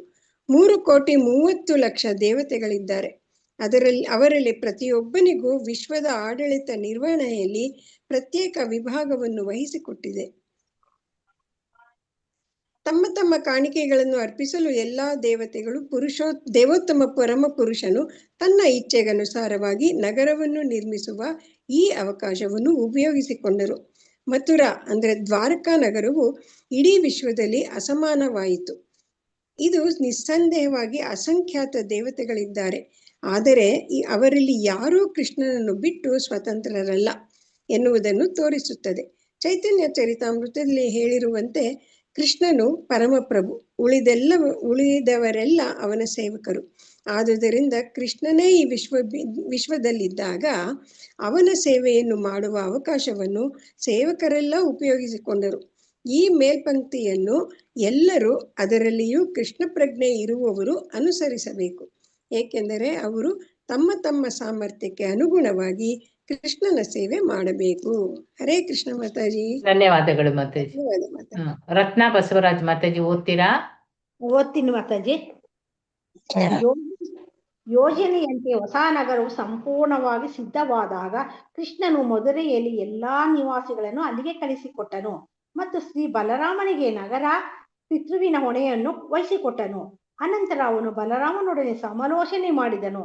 ಆಗಲೇ ಶಸ್ತ್ರವನ್ನು ಬಳಸದೆಯೇ ಮಧುರೆಯನ್ನು ವಶ ಮಾಡಿಕೊಂಡಿದ್ದ ಕಾಲಯವನನ್ನು ಎದುರಿಸಲು ಕೃಷ್ಣನು ತಾವರೆ ಹೂಗಳ ಮಾಲೆಯನ್ನು ಧರಿಸಿ ನಗರದಿಂದ ಹೊರಗೆ ಬಂದನು. ಕೃಷ್ಣನು ನಗರದಿಂದ ಹೊರಗೆ ಬಂದಾಗ ಹೊರಗೆ ಅವನನ್ನು ನೋಡಿರದಿದ್ದ ಕಾಲಯವನಿಗೆ ಅವನು ಪೀತಾಂಬರವನ್ನುಟ್ಟು ತುಂಬಾ ಸುಂದರನಾಗಿ ಕಂಡನು. ಸೈನಿಕರ ಮಧ್ಯೆ ನಡೆಯುತ್ತಿದ್ದಾಗ ಅವನು ಆಕಾಶದಲ್ಲಿ ಸೇರಿದ ಮೋಡಗಳ ನಡುವೆ ಸಾಗುವ ಚಂದ್ರನಂತೆ ಕಂಡನು. ಕೃಷ್ಣನ ಎದೆಯ ಮೇಲೆ ಶ್ರೀವಸ್ತ್ರದಿಂದ ಆದ ಗುರುತನ್ನು ಅವನು ಧರಿಸಿದ ಕೌಸ್ತಂಭವನ್ನು ಕಾಣುವ ಭಾಗ್ಯವು ಕಾಲಯವನಿಗೆ ದೊರಕಿತು. ಕಾಲಯವನನು 4 ಕೈಗಳುಳ್ಳ ಮತ್ತು ಅರಳುತ್ತಿರುವ ಕಮಲದಂತಹ ಕಣ್ಣುಗಳುಳ್ಳ ದೃಢಕಾರ್ಯದ ವಿಷ್ಣು ಸ್ವರೂಪದಲ್ಲಿ ಕೃಷ್ಣನನ್ನು ಕಂಡನು. ಸುಂದರವಾದ ಹಣೆ, ಸುಂದರವಾದ ಮುಖ, ನಸುನಗುತ್ತಿರುವ ಚಂಚಲ ಕಣ್ಣುಗಳು ಮತ್ತು ಅಲುಗಾಡುತ್ತಿರುವ ಕಿವಿಯ ಆಭರಣಗಳ ಕೃಷ್ಣನು ಆನಂದಮಯವಾಗಿ ಕಂಡನು. ಕೃಷ್ಣನನ್ನು ನೋಡುವ ಮೊದಲು ಕಾಲಯವನು ಅವನ ವಿಷಯವನ್ನು ನಾರದರಿಂದ ಕೇಳಿದ. ಈಗ ನಾರದರ ವರ್ಣನೆಯು ದೃಢಪಟ್ಟಿತು. ಕೃಷ್ಣನ ವಿಶಿಷ್ಟ ಗುರುತುಗಳನ್ನು, ಅವನ ಎದೆಯ ಮೇಲಿನ ಆಭರಣಗಳನ್ನು, ಕಮಲ ಪುಷ್ಪಗಳ ಸುಂದರ ಮಾಲೆಯನ್ನು, ಕಮಲ ಸದೃಶ್ಯ ನಯನಗಳನ್ನು ಮತ್ತು ಅವನ ಸುಂದರ ದೇಹ ಲಕ್ಷಣಗಳನ್ನು ಕಾಲಯವನು ಕಂಡನು. ಹಿಂದೆ ಅವನು ನಾರದರಿಂದ ಕೇಳಿದ ವರ್ಣನೆ ವಿವರವು ಕೃಷ್ಣನ ಸ್ವರೂಪದಲ್ಲಿ ಕಂಡಿದ್ದರಿಂದ ತನ್ನ ಮುಂದಿರುವ ಸುಂದರ ಪುರುಷನೇ ವಾಸುದೇವನಿರಬೇಕೆಂದು ಅವನು ನಿರ್ಣಯಿಸಿದ. ತನ್ನ ಕೈಯಲ್ಲಿ ಯಾವುದೇ ಆಯುಧವಿಲ್ಲದೆ ಮತ್ತು ರಥವಿಲ್ಲದೆ ಅವನು ನಡೆದು ಬರುತ್ತಿರುವುದನ್ನು ಕಂಡು ಕಾಲಯವನಿಗೆ ತುಂಬಾ ಆಶ್ಚರ್ಯವಾಯಿತು.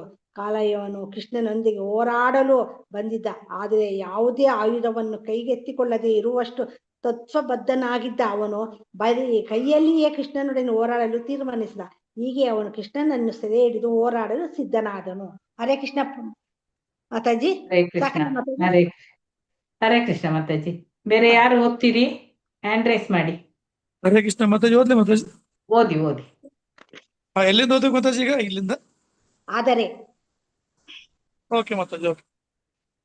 ಆದರೆ ಕೃಷ್ಣನು ಕಾಲಯವನು ಕಡೆ ನೋಡದೆ ಮುಂದಕ್ಕೆ ಹೋದನು. ಅವನನ್ನು ಹಿಡಿಯಲೆಂದು ಕಾಲಯವನನು ಅವನ ಹಿಂದೆ ಹೋದನು. ಆದರೆ ಅವನು ಎಷ್ಟೇ ವೇಗವಾಗಿ ಓಡಿದರೂ ಕೃಷ್ಣನನ್ನು ಹಿಡಿಯಲು ಅವನಿಗೆ ಸಾಧ್ಯವಾಗಲಿಲ್ಲ. ಮಹಾಯೋಗಿಗಳ ಮನಸ್ಸಿನ ವೇಗವೂ ಸಹ ಕೃಷ್ಣನನ್ನು ಹಿಡಿಯಲಾರದು. ಕಾಲಯವನಿಗೆ ಭಕ್ತಿಪೂರ್ವಕ ಸೇವೆಯ ರೂಢಿ ಇರಲಿಲ್ಲ. ಅವನಿಗೆ ಕೃಷ್ಣನನ್ನು ಹಿಡಿಯಬೇಕೆಂಬ ಅಪೇಕ್ಷೆ. ಅದು ಸಾಧ್ಯವಾಗುವುದರಿಂದ ಅವನು ಹಿಂದೆ ಹೋದ. ಕಾಲಯವನನ್ನು ಬಹು ವೇಗವಾಗಿ ಓಡಲು ಪ್ರಾರಂಭಿಸಿದ. ಈಗ ನಾನು ಹತ್ತಿರವಿದ್ದೇನೆ, ಅವನನ್ನು ಹಿಡಿದು ಬಿಡುತ್ತೇನೆ ಎಂದು ಯೋಚಿಸುತ್ತಿದ್ದನು. ಆದರೆ ಅದು ಸಾಧ್ಯವಾಗಲೇ ಇಲ್ಲ. ಕೃಷ್ಣನು ಅವನನ್ನು ಬಹುದೂರ ಕರೆದೊಯ್ದನು.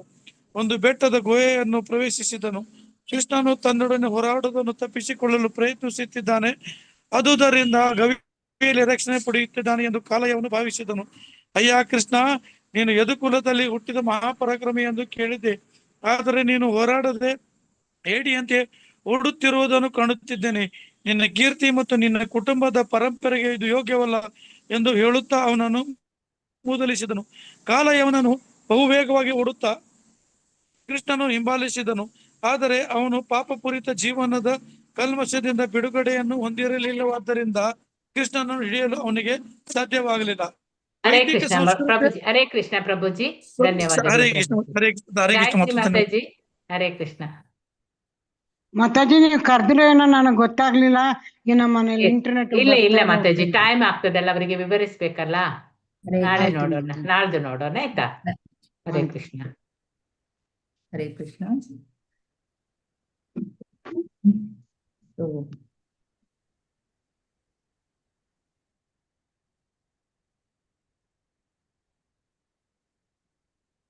ಜರಾಸಂಧ ಮಥುರೆಯನ್ನ ಹೇಗೆ ಆಕ್ರಮಣ ಮಾಡೋದಿಕ್ಕೆ ರೆಡಿ ಆಗ್ತಾ ಇದ್ದಾನೆ, ಮತ್ತೆ ಆಕ್ರಮಣ ಮಾಡೋದಿಕ್ಕೆ ಬಂದು ಅವನು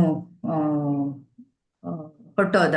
ಅಂದ್ರೆ ಕೃಷ್ಣನಿಂದ ಪರಾಭವಗೊಂಡು ಹೊಟ್ಟೋಗ್ತಾನೆ. ಆದ್ರೆ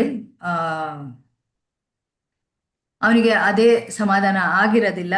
ಹಾಗಾಗಿ ಈಗ ಕೃಷ್ಣ ಬಲರಾಮರಂತಹ ಬಾಲಕರ ಜೊತೆ ಯುದ್ಧ ಮಾಡೋದು ನನಗೆ ದೊಡ್ಡ ಅವಮಾನ ಅಂತ ಅವನು ತಿಳ್ಕೊಳ್ತಾನೆ. ಆದ್ರೆ ಕೃಷ್ಣನ ಪರಾಕ್ರಮ ಅವನಿಗೆ ಅರ್ಥ ಆಗಿರ್ಲಿಲ್ಲ. ಸೊ ಹಾಗಾಗಿ ಸೋದರ ಮಾವ ಯಾರು ಕಂಸನನ್ನ ಕೊಂದಿದ್ದಕ್ಕೆ ಅವನು ಆ ಒಂದು ವೈರತ್ವ ಇರತ್ತೆ ಅವನಿಗೆ ಕೃಷ್ಣನ ಮೇಲೆ. ಹಾಗಾಗಿ ಅವನು ದಂಡೆತ್ತಿ ಬಂದಿರ್ತಾನೆ. ಮತ್ತೆ ಆ ಒಂದು ಯುದ್ಧದ ಒಂದು ಸನ್ನದ್ಧ ಮಾಡ್ಕೊಂಡು ಬಂದಿರುವಂಥದ್ದು. ಸೊ ಇಲ್ಲಿ ರಾಕ್ಷಸರಾದಂಥವ್ರು ತಮ್ಮ ತಪ್ಪುಗಳನ್ನ ಯಾವಾಗ್ಲೂ ಅರ್ಥ ಮಾಡ್ಕೊಳ್ಳೋದಿಲ್ಲ. ಮತ್ತೆ ಅವ್ರು ಏನ್ ಮಾಡ್ತಾರೆ, ತಮ್ಮ ಸ್ನೇಹಿತರ ತಪ್ಪುಗಳನ್ನು ಕಂಡುಹಿಡಿಯುವಂತಹ ಪ್ರಯತ್ನವನ್ನ ಮಾಡ್ತಾ ಇರ್ತಾರೆ. ಅದಕ್ಕೆ ಅವರನ್ನ ರಾಕ್ಷಸರು ಅಂತ ಹೇಳೋದು. ಮತ್ತೆ ಅದಕ್ಕಾಗಿ ಅವನು ಈಗ 3 ಒಂದು ಇದನ್ನ ಕೊಡ್ತಾನೆ ಕೃಷ್ಣನಿಗೆ. ಯಾಕೆ ಅಂತಂದ್ರೆ ಅವನು ಕ್ಷತ್ರಿಯ ಅಲ್ಲ, ಅವನೊಬ್ಬ ವೈಶ್ಯ. ಮತ್ತೆ ವೈಶ್ಯರನ್ನ ಗುಪ್ತರು ಅಂತಾನು ಹೇಳ್ತಾರೆ. ಗುಪ್ತರು ಅಂತಂದ್ರೆ ಬಚ್ಚಿಟ್ಕೊಳ್ಳುವಂಥವ್ರು ಅಂತ. ಸೊ ಹಾಗಾಗಿ ಅವನು ಹೇಗೆ ಮಥುರೆಯಿಂದ ವೃಂದಾವನಕ್ಕೆ ಹೋಗಿ 11 ವರ್ಷಗಳ ಕಾಲ ಅಲ್ಲಿದ್ದಂಥವನು ನಂದ ಮಹಾರಾಜನ ಅವನನ್ನ ಬಚ್ಚಿಟ್ಬಿಟ್ಟಿದ್ದ ಅಂತ. ಮತ್ತೆ ಹೀಗೆ ಅವನಲ್ಲಿ ದೋಷಗಳನ್ನ ಹುಡುಕ್ತಾನೆ. ಇದು ಯಾರು ರಾಕ್ಷಸರಾದಂತಹವರು ಮಾಡುವಂತಹ ಕೆಲಸ ಅನ್ನೋದನ್ನ ನಾವಿಲ್ಲಿ ಅರ್ಥ ಮಾಡ್ಕೋಬೇಕಾಗತ್ತೆ. ಮತ್ತೆ ಇಂತಹ ಕೃಷ್ಣನನ್ನ ಬಚ್ಚಿಟ್ಕೊಂಡಂತಹ ಕೃಷ್ಣನನ್ನ ಈಗ ಅವನು ಯುದ್ಧವನ್ನ ಮಾಡ್ಬೇಕಾಗತ್ತೆ. ಆದ್ರೂ ಸಹ ಅವನು ಪುಟ್ಟ ಬಾಲಕ, ಅವನನ್ನ ನಾನು ಎದುರಿಸ್ಬೇಕಲ್ಲ, ಇದು ಒಂದು ರೀತಿಯ ಅವಮಾನನೇ ಅವನೊಂದಿಗೆ ಯುದ್ಧ ಮಾಡೋದು ಅಂತ ಅನ್ಕೊಳ್ತಾನೆ. ಆಮೇಲೆ ಬಲರಾಮನ ಕಡೆಗೆ ಸಿರುಕ್ತಾನೆ. ಅವನು ಸಹ ನೀನು ಸಹ ಜೊತೆ ಸೇರಿ ಯುದ್ಧ ಮಾಡಬಹುದು, ಆದ್ರೆ ನಿನಗೆ ತಾಳ್ಮೆ ಇದ್ದರೆ ನನ್ನ ಬಾಳಗಳನ್ನು ನೀನು ಕೊಲ್ಲುವವರೆಗೆ ಕಾದಿರಬಹುದು ಅಂತಾನೆ. ಅಂದ್ರೆ ತನ್ನ ಪರಾಕ್ರಮ ಎಷ್ಟು ಅನ್ನೋದನ್ನ ಅವನು ಕೃಷ್ಣ ಬಲರಾಮನಿಗೆ ಹೇಳ್ಕೊಳ್ತಾ ಇದ್ದಾನೆ. ಸೊ ಶೂರನಾದಂಥವನು ತನ್ನ ಪರಾಕ್ರಮವನ್ನ ತಾನೇ ಹೇಳ್ಕೊಳ್ಳೋದಿಲ್ಲ. ಇಲ್ಲಿ ಅವನು ನಿಜವಾಗ್ಲಿ ಜರಾಸಂಧ ಒಳ್ಳೆ ಪರಾಕ್ರಮಿಯೇ ಆಗಿರ್ತಾನೆ. ಆದ್ರೆ ಕೃಷ್ಣನ ಮುಂದೆ ಯಾರ ಪರಾಕ್ರಮನೂ ಕ್ಷುಲ್ಲಕವಾಗಿರುವಂಥದ್ದೇ. ಸೊ ಹಾಗಾಗಿ ಅವನು ಹೇಳ್ತಾ ಇರುವಂಥದ್ದು ಏನು ಅಂತಂದ್ರೆ, ನೀವಿಬ್ರು ಅಂದ್ರೆ ಬಲರಾಮನಿಗೆ ಉದ್ದೇಶಿಸಿ ಹೇಳ್ತಾ ಇದ್ದಾನೆ.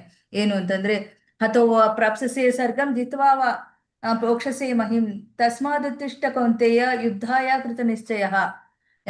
ಇಲ್ಲಿ ಭಗವದ್ಗೀತೆಯಲ್ಲಿ ಅರ್ಜುನನಿಗೆ ಕೃಷ್ಣ ಹೇಗೆ ಪ್ರೇರಣೆಯನ್ನು ಕೊಡ್ತಾನೋ, ಅರ್ಜುನ ಯುದ್ಧದಲ್ಲಿ ಮಡಿದು ಸ್ವರ್ಗವನ್ನು ಸೇರಬಹುದು ಅಥವಾ ಗೆದ್ದು ಭೂಮಿಯ ಮೇಲೆ ರಾಜ್ಯವನ್ನು ಅನುಭವಿಸ್ತೀಯ. ಆದ್ದರಿಂದ ದೃಢ ನಿಶ್ಚಯ ಮಾಡಿ ಯುದ್ಧ ಮಾಡು ಅಂತಾನೆ ಹೇಳ್ತಾ ಇದ್ದಾನೆ. ಸೊ ಅದೇ ರೀತಿ ಇಲ್ಲಿ ಜರಾಸಂಧನು ಸಹ ಕ್ಷತ್ರಿಯನು ಯುದ್ಧದಲ್ಲಿ ಗೆದ್ದರೆ ಅವನು ವಿಜಯದ ಫಲವನ್ನು ಸವಿಯಬಹುದು. ಯುದ್ಧದಲ್ಲಿ ಅವನು ಸತ್ತರೂ ಸಹ ಸ್ವರ್ಗ ಲೋಕಕ್ಕೆ ಏರುತ್ತಾನೆ ಅಂತ ಇಲ್ಲಿ ಹೇಳಿ ಅವರನ್ನ ಅವಮಾನವನ್ನ ಮಾಡ್ತಾ ಇದ್ದಾನೆ. ಜರಾಸಂಧ ಈ ರೀತಿ ಮಾತಾಡಿದ ಕೇಳಿ ಕೃಷ್ಣನಿಗೆ ಉತ್ತರಿಸ್ತಾನೆ, ಪ್ರೀತಿಯ ಅರಸ, ವೀರರಾದವರು ಬಹಳ ಮಾತನಾಡುವುದಿಲ್ಲ, ಅವರು ತಮ್ಮ ಶಕ್ತಿಯನ್ನು ಪ್ರದರ್ಶಿಸ್ತಾರೆ. ನೀನು ಅತಿಯಾಗಿ ಮಾತನಾಡುತ್ತಿರುವುದರಿಂದ ಈ ಯುದ್ಧದಲ್ಲಿ ನಿನ್ನ ಸಾವು ನಿಶ್ಚಯ ಎಂದು ಕಾಣುತ್ತದೆ ಅಂತ ಹೇಳ್ತಾನೆ.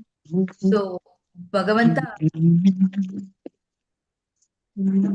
ನೋಡಿ, ಸೊ ಭಗವಂತ ಹೇಗೆ ಅಂತಂದ್ರೆ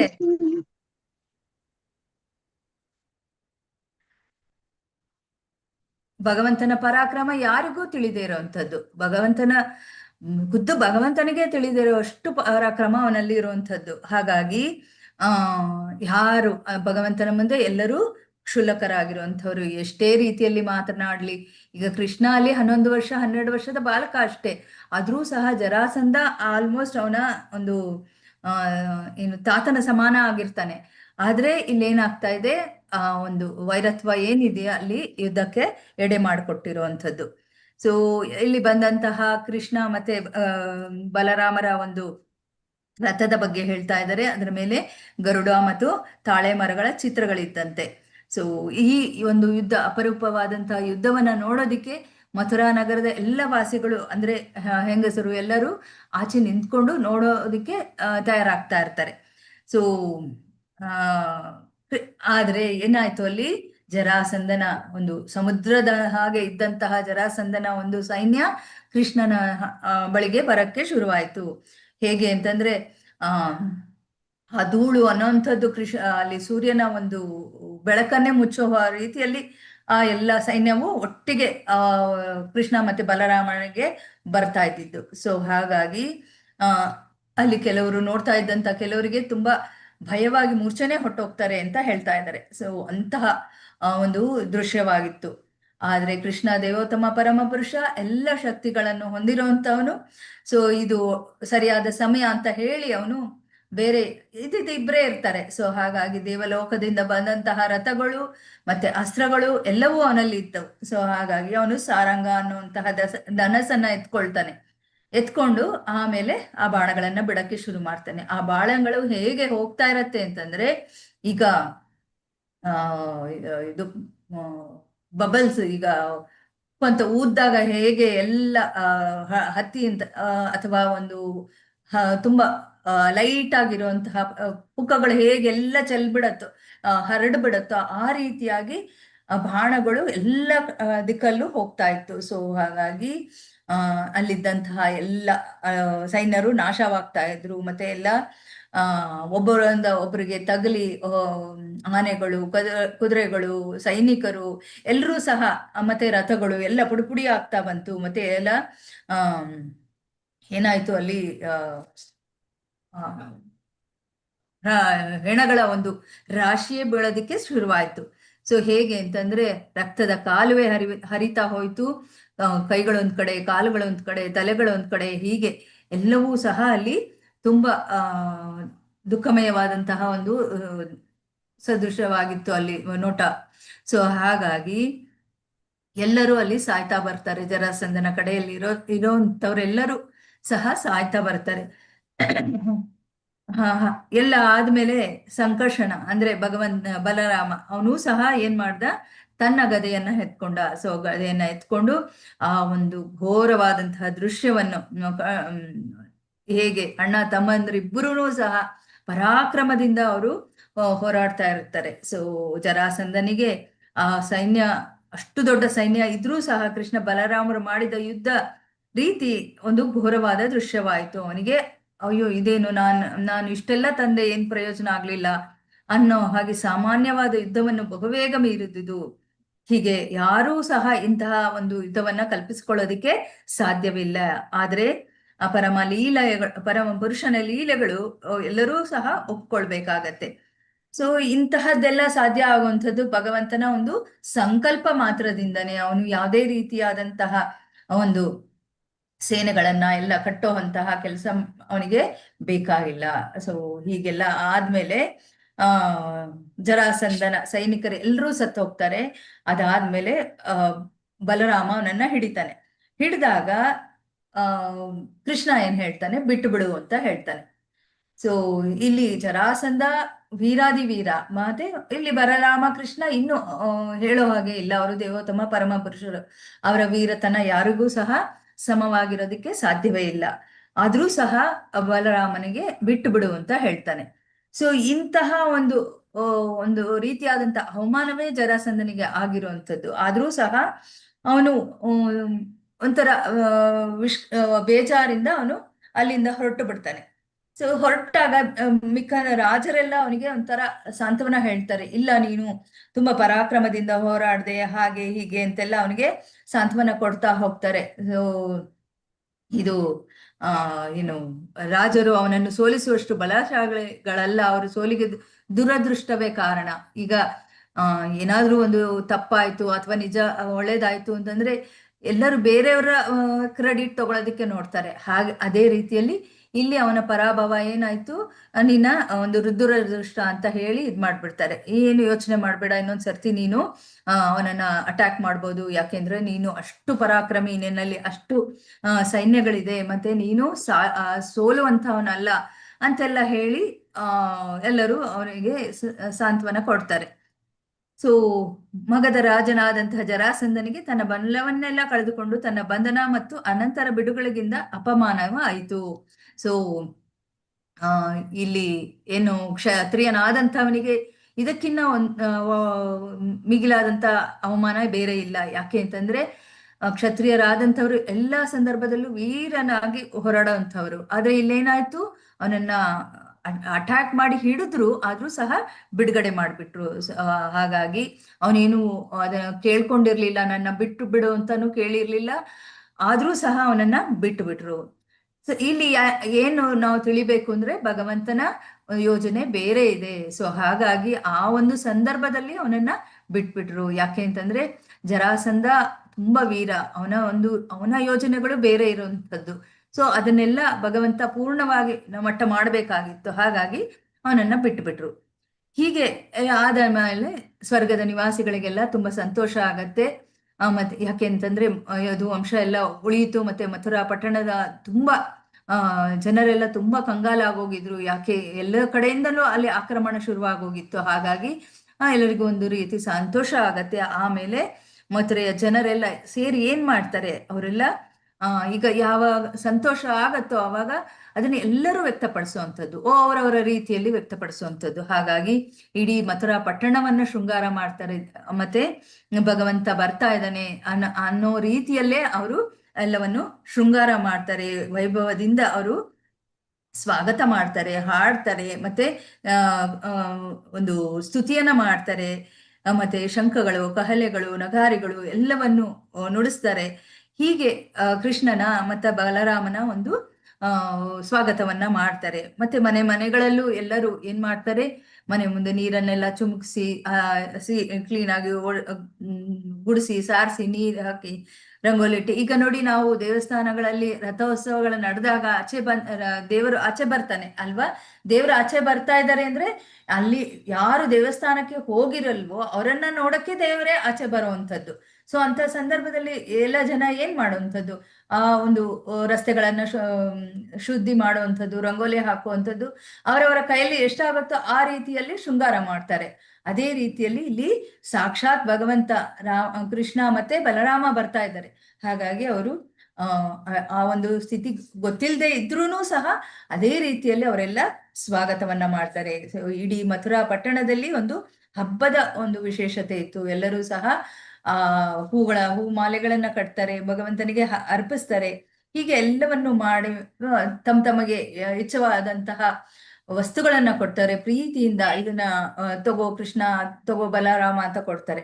ಸೊ ಇದೆಲ್ಲ ಮಾಡಿ ಆದ್ಮೇಲೆ ಕೃಷ್ಣ ಮತ್ತೆ ಬಲರಾಮರು ಒಂದು ಜನರು ಕೊಟ್ಟಂತಹ ಎಲ್ಲವನ್ನು ತಂದು ತನ್ನ ತಾತನಾದಂತಹ ಉಗ್ರಸೇನ ಮಹಾರಾಜರಿಗೆ ಅರ್ಪಿಸ್ತಾರೆ. ಸೊ ಅರ್ಪಿಸ್ಬಿಟ್ಟು ಅವರು ಇದ್ ಮಾಡ್ತಾರೆ. ಸೊ ಹೀಗೆ ಮಗಧದ ದೊರೆ ಜರಾಸಂಧ ಮೊದಲಿಗೆ ಒಂದು ಬಾರಿ ಅಲ್ಲ 17 ಬಾರಿ ಮುತ್ತಿಗೆಯನ್ನ ಹಾಕ್ತಾನೆ. ಪ್ರತಿ ಸಾರಿ ಅವನು ಸೋಲುವಂಥದ್ದು. ಸೊ ಅಷ್ಟೇ ಗಾತ್ರದ ಸೈನ್ಯವನ್ನ ಹಿಡ್ಕೊಂಡು ಬಂದಿರ್ತಾನೆ. ಅಂದ್ರೆ ಅವನಲ್ಲಿ ಎಷ್ಟು ಸೈನ್ಯಗಳಿದೆ ಅನ್ನೋದನ್ನ ನಾವು ಇಲ್ಲಿ ಅರ್ಥ ಮಾಡ್ಕೋಬೇಕು. ಯಾವಾಗ ಕುರುಕ್ಷೇತ್ರ ಯುದ್ಧದಲ್ಲಿ 18 ಅಕ್ಷೋಹಿಣಿ ಸೈನ್ಯ ಇತ್ತು, ಆದ್ರೆ ಇಲ್ಲಿ ಜರಾಸಂಧನ 17 ಸರ್ತಿ ಅಷ್ಟು ಸೈನ್ಯಗಳನ್ನ ಹಿಡ್ಕೊಂಡು ಬಂದಿರ್ತಾನೆ. ಪ್ರತಿ ಬಾರಿಯೂ ಅವನು ಸೋಲನ್ನ ಕಾಣ್ತಾ ಇರ್ತಾನೆ, ಮತ್ತೆ ನಿರಾಶನಾಗಿ ಹಿಂದೆ ಹೋಗ್ತಾ ಇರ್ತಾನೆ. ಸೊ ಪ್ರತಿ ಬಾರಿ ಈ ರೀತಿ ಆಗಿರುವಂತದ್ದು ಅವನಿಗೆ ತುಂಬಾ ನಾಚಿಕೆ ಆಗಿರುವಂತದ್ದು. ಸೊ ಇಂತಹ ಒಂದು ಸ್ಥಿತಿಯನ್ನ ಅವನು ಯಾವುದೋ ಒಂದು ರೀತಿಯಲ್ಲಿ ಅವನನ್ನು ಮುತ್ತಿಗೆ ಹಾಕ್ಬೇಕು ಅಂತ ಅವನು ಅನ್ಕೊಳ್ತಾ ಇದ್ದಾಗ ಏನಾಗತ್ತೆ, ದಕ್ಷಿಣದಲ್ಲಿ ಇದ್ದಂತಹ ಯವನರ ರಾಜ, ಇನ್ನೊಬ್ಬ ರಾಜ, ಮಥುರೆಯ ಒಂದು ಐಶ್ವರ್ಯ ನೋಡಿ, ಇಷ್ಟೊಂದು ಸರ್ತಿ ಪರಾಭವಗೊಂಡಿದ್ರು ಸಹ ಮಥುರೆ ಅಷ್ಟೇ ಐಶ್ವರ್ಯದಿಂದ ಇದೆಯಲ್ಲ, ಇದೆಲ್ಲ ಹೇಗೆ ಸಾಧ್ಯ ಅನ್ನೋ ಒಂದು ಇದರಿಂದ ಆಶ್ಚರ್ಯದಿಂದ ಕಾಲಯವನ ಅನ್ನುವಂತಹ ಒಬ್ಬ ಏನ್ ಮಾಡ್ತಾನೆ, ಮಥುರೆಯ ಮೇಲೆ ಸುಮ್ನೆ ಅವನು ಇದು ಮಾಡ್ತಾನೆ, ಅಟ್ಯಾಕ್ ಮಾಡ್ಬೇಕು ಅಂತ ನಿರ್ಧಾರ ಮಾಡ್ತಾನೆ. ಸೊ ಇಲ್ಲಿ ಕಾಲಯವನನ ಬಗ್ಗೆ ಹೇಳ್ತಾ ಇದ್ದಾರೆ. ಕಾಲಯವನ ರಾಜನ ಹೆಂಡತಿಯಲ್ಲಿ ಈಗ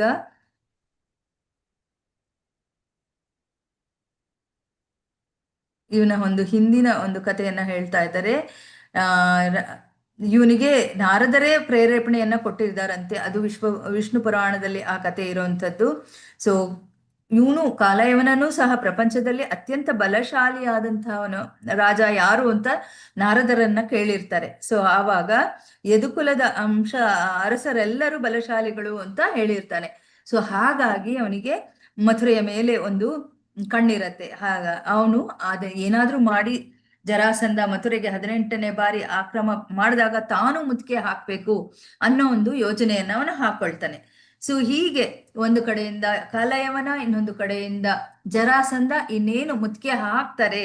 ಸೊ ಇದೆಲ್ಲ ಭಗವಂತನಿಗೆ ಅರ್ಥ ಆಗತ್ತೆ. ಸೊ ಇಲ್ಲಿ ಏನಾಗತ್ತೆ, ಎಷ್ಟೋ ಮಂದಿ ಸೈನಿಕರನ್ನ ಕರೆದುಕೊಂಡು ಬಂದು ಜರಾಸಂಧ ಮತ್ತು ಕಾಲಯವನ ಬೆದರಿಕೆಗೆ ಒಳಗಾಗಿ ಯದುವಂಶವರು ಎಷ್ಟು ಸಂಕರಕ್ಕೆ ಸಿಲುಕಿದ್ದಾರೆ ಎಂದು ಕೃಷ್ಣನು ಯೋಚಿಸಿದನು. ಅಂದ್ರೆ ಮುಂದೆ ನಡಿಬೇಕಾದೆಲ್ಲ ಕೃಷ್ಣನಿಗೆ ಅರ್ಥ ಆಗತ್ತೆ. ಎಷ್ಟೋ ಜನ ಅಂದ್ರೆ 3 ಕೋಟಿ ಮಂದಿ ಯವನ ಸೈನಿಕರನ್ನ ಬರ್ತಾರೆ. ಸೊ ಹಾಗಾಗಿ ಮಥುರೆಯವರು ಈಗ್ಲೇ ಎಷ್ಟೊಂದು ಗಾಬರಿ ಆಗಿದ್ದಾರೆ. ಸೊ ಹಾಗಾಗಿ ಅವನ ಮನಸ್ಸಿನಲ್ಲಿ ಬೇರೆ ಯೋಜನೆಯನ್ನ ಮಾಡ್ಕೊಳ್ತಾನೆ. ಸೊ ಕೃಷ್ಣ ಯಾವಾಗ್ಲೂ ತನ್ನನ್ನ ನಂಬದವರನ್ನ ಮತ್ತೆ ತನ್ನ ಭಕ್ತರನ್ನ ಅವನು ರಕ್ಷಣೆ ಮಾಡುವಂತವನು. ಸೊ ಹಾಗಾಗಿ ಅವನು ಅದಕ್ಕೆ ಯೋಜನೆಯನ್ನ ಮಾಡ್ಕೊಳ್ತಾ ಇದ್ದಾನೆ, ಹೇಗೆ ಇದೆಲ್ಲ ಮುಂಜಾಗ್ರತೆಯನ್ನ ವಹಿಸ್ಬೇಕು ಅನ್ನೋ ಒಂದು ಯೋಚನೆಯನ್ನ ಕೃಷ್ಣ ಬಲರಾಮರು ಯುದ್ಧವನ್ನ ಮಾಡ್ಲೇಬೇಕು. ಆದ್ರೆ ಆ ಯುದ್ಧದಲ್ಲಿ ಮಥುರೆಯ ವಾಸಿಗಳಿಗೆ ಯಾವುದೇ ರೀತಿಯಾದಂತಹ ಒಂದು ತೊಂದರೆ ಆಗದೆ ಇರೋ ರೀತಿಯಲ್ಲಿ ತಾವು ಯುದ್ಧವನ್ನ ಮಾಡ್ಬೇಕಾಗತ್ತೆ. ಹಾಗಾಗಿ ಅವ್ರೇನ್ ಮಾಡ್ತಾರೆ, ರಾತ್ರೋರಾತ್ರಿ ಒಂದು ಕೋಟೆಯ ನಿರ್ಮಾಣವನ್ನ ಮಾಡ್ತಾರೆ. ಹೇಗೆ ಅಂತಂದ್ರೆ ವಿಶ್ವಕರ್ಮ ಅಂತಂದ್ರೆ ದೇವತೆಗಳಲ್ಲಿ ಒಬ್ಬ ಆರ್ಕಿಟೆಕ್ಟ್ ಅಂತ ಏನ್ ಹೇಳ್ತೀವಿ, ಎಂಜಿನಿಯರ್. ಅವನು ಅಲ್ಲಿ ದೇವಲೋಕದಲ್ಲಿ ಏನನ್ನ ಮಾಡ್ಬೇಕು, ಒಂದು ಇದು ನಿರ್ಮಿಸ್ಬೇಕು ಅಂತಂದ್ರೆ ಅದು ವಿಶ್ವಕರ್ಮನಿಂದಲೇ ಮಾಡುವಂಥದ್ದು. ಸೊ ಅಂತಹ ವಿಶ್ವಕರ್ಮನನ್ನ ಕರೆಸ್ತಾನೆ. ಮತ್ತೆ 96 ಚದರ ಮೈಲಿಗಳ ಅಷ್ಟು ಇರುವಂತಹ ಒಂದು ಗೋಡೆಯನ್ನ ಕಟ್ಟಿಸ್ತಾನೆ. ಹೇಗೆ ಅಂತಂದ್ರೆ ಸಮುದ್ರದೊಳಗಿಂದ ಬರುವಂತಹ ಒಂದು ಗೋಡೆಯನ್ನ ಕಟ್ಟಿಸ್ತಾನೆ. ಮತ್ತೆ ಅದನ್ನ ಹೇಗೆ ವಿಶ್ವಕರ್ಮ ಬಂದಿದ್ದಾನೆ ಅಂತಂದ್ಮೇಲೆ ಅಲ್ಲಿ ದೇವಲೋಕದಲ್ಲಿ ಹೇಗೆ ಸುಭದ್ರವಾಗಿರುವಂತಹ ಒಂದು ಜಾಗವಾಗಿರುತ್ತೋ ಅದೇ ರೀತಿಯಲ್ಲಿ ಅವನು ನಿರ್ಮಾಣವನ್ನ ಮಾಡುವಂಥದ್ದು. ಸೊ ಹಾಗಾಗಿ ಆ ಎಲ್ಲ ಅವನಲ್ಲಿರುವಂತಹ ಕೌಶಲ್ಯವನ್ನೆಲ್ಲ ಅಲ್ಲಿ ಅವನು ಪ್ರದರ್ಶನೆಯನ್ನ ಮಾಡ್ತಾ ಇದ್ದಾನೆ. ಹೇಗೆ ಅಂತಂದ್ರೆ ಸಮುದ್ರದ ಒಳಗಿಂದ ನಿರ್ಮಿತವಾಗಿದೆ. ಮತ್ತೆ ಅಂತಹ ಒಂದು ಕೋಟೆ ಹೇಗೆ ಬಂದಿದೆ ಅಂತಂದ್ರೆ ಒಳಗಡೆ ಎಲ್ಲ ರಸ್ತೆಗಳು, ಮತ್ತೆ ದೊಡ್ಡ ದೊಡ್ಡ ಮಾರ್ಗಗಳು, ಓಣಿಗಳು ಎಲ್ಲ, ಮತ್ತೆ ಕಾಲುದಾರಿಗಳು, ಮತ್ತೆ ಅಲ್ಲಿರುವಂತಹ ದಾರಿಗಳಲ್ಲಿ ಕಲ್ಪವೃಕ್ಷಗಳು, ಮರಗಳು, ವನಗಳು ಎಲ್ಲವನ್ನೂ ಸ್ಥಾಪನೆ ಮಾಡ್ಬಿಡ್ತಾರಂತೆ. ಸೊ ಇದೆಲ್ಲ ಎಷ್ಟು ಮಥುರಾ ನಗರದಲ್ಲಿ ಹೇಗ್ ಸಾಧ್ಯ ಆಯ್ತು ಅಂತಂದ್ರೆ ಈಗಿರುವಂತಹ ದ್ವಾರಕಾ ನಗರಿಯನ್ನು ಸಹ ಆಗಿನ ಮಥುರೆ ಆಗಿರುವಂಥದ್ದು ಅನ್ನೋದನ್ನ ಪುರಾವೆಗಳಿಂದ ಹೇಳ್ತಾ ಇದ್ದಾರೆ. ಸೊ ಹಾಗಾಗಿ ಈಗ ನಾವು ನೋಡ್ಬಹುದು ದ್ವಾರಕೆಯಲ್ಲಿ ಆ ಒಂದು ಅವಶೇಷಗಳು ಈಗಲೂ ಸಹ ಸಮುದ್ರದೊಳಗೆ ಇರೋವಂಥದ್ದು. ಮತ್ತೆ ದೇವಸ್ಥಾನಗಳಲ್ಲಿ ಇದ್ದಂತಹ ಗೋಪುರಗಳೆಲ್ಲ ಈಗಲೂ ಸಹ ದೊಡ್ಡ ದೊಡ್ಡದಾದ ಒಂದು ಕೆಲವು ಗೋಪುರಗಳು ಈಗಲೂ ಉಳಿದಿರೋವಂಥದ್ದು. ಯಾಕೆ ಅಂತಂದ್ರೆ ಅದು ಮಥುರೆಗೆ ಸೇರಿದಂತಹ ಒಂದು ಪ್ರದೇಶ ಆಗಿರೋಂಥದ್ದು. ಅದಾದ್ಮೇಲೆ ಅಲ್ಲಿ ಕಟ್ಟಡಗಳ ನಿರ್ಮಾಣ, ಗಗನಚುಂಬಿ ಕಟ್ಟಡಗಳು. ನೋಡಿ, ಈಗ ನಾವು ಅನ್ಕೊಳ್ತೀವಿ ಎಲ್ಲ ಹೈ ರೈಸ್ಡ್ ಬಿಲ್ಡಿಂಗ್ ಅಂತ. ಆಗಿನ ಕಾಲದಲ್ಲೇ, ಅಂದ್ರೆ ಆಗಲೇ ವಿಶ್ವಕರ್ಮನ ಒಂದು ಕೌಶಲ್ಯದ ಮುಂದೆ ಈಗಿನ ಒಂದು ಕೌಶಲ್ಯಗಳು ಏನೂ ಇಲ್ಲ. ಅಂದ್ರೆ ನಾವೇನು ತಿಳಿಬಹುದು ಅಂತಂದ್ರೆ, ಎಲ್ಲವೂ ಮಾಡಿರೋ ಅಂತದ್ದನ್ನ ಮಾಡೋದಿಕ್ಕಷ್ಟೇ ನಮ್ಮ ಭೌತಿಕವಾದಂತಹ ಒಂದು ಜ್ಞಾನ ಇರುವಂತದ್ದು. ಆದ್ರೆ ಅದಕ್ಕೆ ಮೀರಿ ಮಾಡುವಂತಹ ಜ್ಞಾನ ಯಾರಿಗೂ ಇರೋದಕ್ಕೆ ಸಾಧ್ಯ ಇಲ್ಲ. ಸೊ ಹಾಗಾಗಿ ಎಲ್ಲವನ್ನು ಮಾಡ್ತಾರೆ. ಅದರಲ್ಲಿ ಶಯ್ಯ ಗೃಹಗಳು ಎಲ್ಲದರಲ್ಲೂ ಹೇಗೆ ಅಂತಂದ್ರೆ, ಈಗ ದೇವಲೋಕ ಅಂತಂದ್ರೆ ವೈಭವೋಪೇತ ಅಲ್ವಾ, ಚಿನ್ನ ಬೆಳ್ಳಿ ವಜ್ರ ವೈಡೂರ್ಯ ಎಲ್ಲ ಇರುವಂತದ್ದು. ಅದೇ ರೀತಿಯಲ್ಲಿ ಇಲ್ಲಿಯೂ ಸಹ ಆ ಒಂದು ನಗರ ನಿರ್ಮಾಣವಾಯಿತು. ಸೊ ನಿರ್ಮಾಣವಾಗಿ ವಾಸದ ಮನೆಗಳು ಎಲ್ಲವೂ ಸಪರೇಟ್ ಆಗಿ ಎಲ್ಲವೂ ನಿರ್ಮಾಣವಾಗಿ ಉಗ್ರಸೇನನಿಗೆ ಒಂದು ಸಪರೇಟ್ ಆದಂತಹ ಅರಮನೆಯ ರೀತಿಯಲ್ಲಿ ಅದೂ ಸಹ ತುಂಬಾ ಕಣ್ಣು ಕೋರೈಸೋ ರೀತಿಯಲ್ಲಿ ನಿರ್ಮಾಣವಾಯ್ತಂತೆ. ಸೊ ಇದೆಲ್ಲ ಆಗಿ ಏನಾಗತ್ತೆ ನೋಡಿ, ಅದು ನಿರ್ಮಾಣ ಕಾರ್ಯ ಹೇಗೆ ಅಂತಂದ್ರೆ, ಅವನು ವಿಶ್ವಕರ್ಮ ಬಂದ ಇದನ್ನ ಮಾಡ್ತಾ ಇದ್ದಾನೆ ಅಂದಾಗ ದೇವತೆಗಳಿಗೆಲ್ಲ ಒಂಥರ ಖುಷಿ ಆಗತ್ತೆ. ಅವರೂ ಸಹ ತಮ್ಮಲ್ಲಿ ಏನು ಬೇಕೋ ಅದನ್ನ ಅವರು ಕಳಿಸ್ತಾ ಹೋಗ್ತಾರೆ. ಹಾಗಾಗಿ ಕೆಲವರು ಸುಧರ್ಮ ಎನ್ನುವ ಭವನವನ್ನ ಕಳಿಸಿಕೊಟ್ರು. ಸುಧರ್ಮ ಅನ್ನೋದನ್ನ ನಾವು ಇದು ಶ್ರೀಮದ್ ಭಾಗವತದಲ್ಲೂ ನೋಡಿದೀವಿ. ಈ ಭವನ ಎಷ್ಟು ವಿಶೇಷ ಅಂತಂದ್ರೆ, ಅದರಲ್ಲಿರುವಂತಹ ಸಭೆಯಲ್ಲಿ ಭಾಗವಹಿಸುವಂತವ್ರಿಗೆಲ್ಲ ಯಾವುದೇ ವೃದ್ಧಾಪ್ಯ ಬರದೇ ಇರೋ ಹಾಗೆ ಅದು ತಡೆಗಟ್ತಾ ಇತ್ತಂತೆ. ಅಂತಹ ಒಂದು ಸಭಾಭವನವಾಗಿತ್ತು. ಇನ್ನು ವರುಣದೇವ ಕುದುರೆಯನ್ನ ಕಳಿಸ್ತಾನೆ, ಬಿಳಿ ಕುದುರೆಯನ್ನ ಕಳಿಸ್ತಾನೆ. ಅದಕ್ಕೆ ಕಪ್ಪು ಕಿವಿಗಳಿತ್ತು ಅಂತ ಹೇಳ್ತಾರೆ. ಮತ್ತೆ ಅದು ಯಾವುದೇ ದಿಕ್ಕಿನಲ್ಲಿ ದಿಕ್ಕಿನಲ್ಲಿ ಅದು ಓಡುವಂತಹ, ಅತಿ ವೇಗದಲ್ಲಿ ಓಡುವಂತಹ ಒಂದು ಕುದುರೆಯಾಗಿತ್ತು. ಇನ್ನು ಕುಬೇರನು ಸಹ ತನ್ನ ಐಶ್ವರ್ಯಗಳ 8 ಪರಿಪೂರ್ಣ ಹಂತಗಳನ್ನು ಸಾಧಿಸುವ ಕಲೆಯನ್ನು ಉಡುಗೊರೆಯಾಗಿ ಕೊಟ್ಟಂತೆ. ಸೊ ಹೀಗೆ ದೇವತೆಗಳೆಲ್ಲ ಒಬ್ಬರಾದ್ಮೇಲೆ ಒಬ್ರು ಒಂದೊಂದನ್ನ ಕಳಿಸ್ಕೊಡ್ತಾರೆ. ಹಾಗಾಗಿ ರಾತ್ರೋರಾತ್ರಿ ಅಲ್ಲಿ ದ್ವಾರಕಾ ನಗರ ಒಂದು ನಿರ್ಮಾಣವಾಗತ್ತೆ. ಸುಭದ್ರವಾಗಿರುವಂತಹ ಒಂದು ನಗರ ನಿರ್ಮಾಣವಾಗಿ ಎಲ್ಲರೂ ಸಹ ಭದ್ರವಾಗಿ ಅಲ್ಲಿ ಕೃಷ್ಣ ಅಲ್ಲಿ ಎಲ್ಲರನ್ನು ಕಳಿಸ್ಕೊಡ್ತಾನೆ. ಸೊ ಬಲರಾಮನಿಗೆ ಪಿತೃವಿನ ಹೊಣೆಯನ್ನು ವಹಿಸಿಕೊಟ್ಟನು. ಸೊ ಈಗ ಬಲರಾಮನಿಗೆ ನೀನು ಅವ್ರನ್ನೆಲ್ಲ ನೋಡ್ಕೊಳ್ಳೋ ಜವಾಬ್ದಾರಿ ನಿಂದು ಅಂತ ಹೇಳಿ ಕಳಿಸ್ಬಿಡ್ತಾನೆ. ಆಗ್ಲೇ ಶಸ್ತ್ರವನ್ನು ಬಳಸಿದೆ ಮಥುರೆಯ ವಶಗೊಂಡಿದ್ದ ಕಾಲಯವನನ್ನು ಎದುರಿಸಲು ಕೃಷ್ಣನು ತಾವರೆ ಹೂಗಳ ಮಾಲೆಯನ್ನು ಧರಿಸಿ ನಗರದಿಂದ ಹೊರಕ್ಕೆ ಬಂದನು. ಸೊ ಎಲ್ಲರನ್ನು ಕಳಿಸಿದ್ಮೇಲೆ ಕೃಷ್ಣ ಏನ್ ಮಾಡ್ತಾನೆ, ತಾವರೆ ಹೂವಿನ ಒಂದು ಹಾರವನ್ನ ಹಾಕೊಂಡು ಅವನು ಆಚೆ ಬರುವಂಥದ್ದು. ಆಗ್ಲೇ ಕಾಲಯವನ ಕಾಯ್ತಾ ಇದ್ದಾನೆ. ಸೊ ಹಾಗಾಗಿ ಅವನು ಯಾವಾಗ ಕೃಷ್ಣನನ್ನ ಅಟ್ಯಾಕ್ ಮಾಡ್ಲಿ ಅಂತ ಅಲ್ಲಿ ಬಂದಂಥವನು ಒಬ್ಬ ಬಾಲಕ, 12 ವರ್ಷದ ಬಾಲಕ ಆಚೆ ಬರ್ತಾ ಇದ್ದಾನೆ.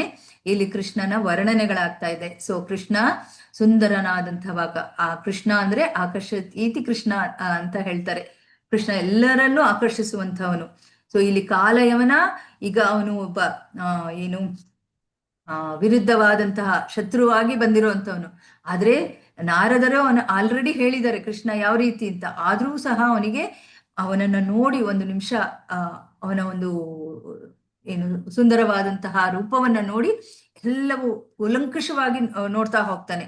ಅವನು ಧರಿಸಿದಂತಹ ಒಂದು ಕೌಸ್ತುಭ ಮಣಿ ಆಗಿರಬಹುದು, ಅಥವಾ ಅವನ 4 ಕೈಗಳುಳ್ಳ, ಅಲ್ಲಿ ಆಕ್ಚುಲಿ ಅವನು ಬಂದಿರುವಂತದ್ದು 2 ಕೈಗಳಲ್ಲೇ, ಆದ್ರೆ ಅವನಿಗೆ 4 ಕೈಗಳ ವಿಷ್ಣುವಾಗಿ ಕಾಣಿಸ್ತಾ ಇದ್ದಾನೆ. ಮತ್ತೆ ಅವನ ಕಣ್ಣುಗಳು, ಅವನ ಆಭರಣಗಳು ಎಲ್ಲವೂ ಸಹ ಸುಂದರ ಆನಂದಮಯವಾಗಿ ಕಾಣ್ತಾ ಇದೆ. ಸೊ ಕೃಷ್ಣನ ವಿಶಿಷ್ಟ ಗುರುತುಗಳನ್ನು, ಅವನ ಎದೆ ಮೇಲಿನ ಆಭರಣಗಳನ್ನು, ಕಮಲ ಪುಷ್ಪಗಳ ಸುಂದರ ಮಾಲೆಯನ್ನು, ಕಮಲ ಸದೃಶ ನಯನಗಳನ್ನು ಮತ್ತು ಅವನ ಸುಂದರ ದೇಹ ಲಕ್ಷಣಗಳು ಕಾಲಯವನನ್ನು ಕಂಡನು. ಸೊ ಹೀಗೆ ಅವನು ಕಾಣ್ತಾನೆ. ಮತ್ತೆ ನಾರದರು ವಿವರಿಸಿದಂತಹ ರೂಪಕ್ಕಿನ್ನ ತುಂಬಾ ವಿಶೇಷವಾದಂತಹ ರೂಪವನ್ನ ನೋಡ್ತಾ ಇದ್ದೀನಿ ಅಂತ ಅವನು ನೋಡ್ತಾ ನಿಂತು ಬಿಡ್ತಾನೆ ಅಲ್ಲಿ.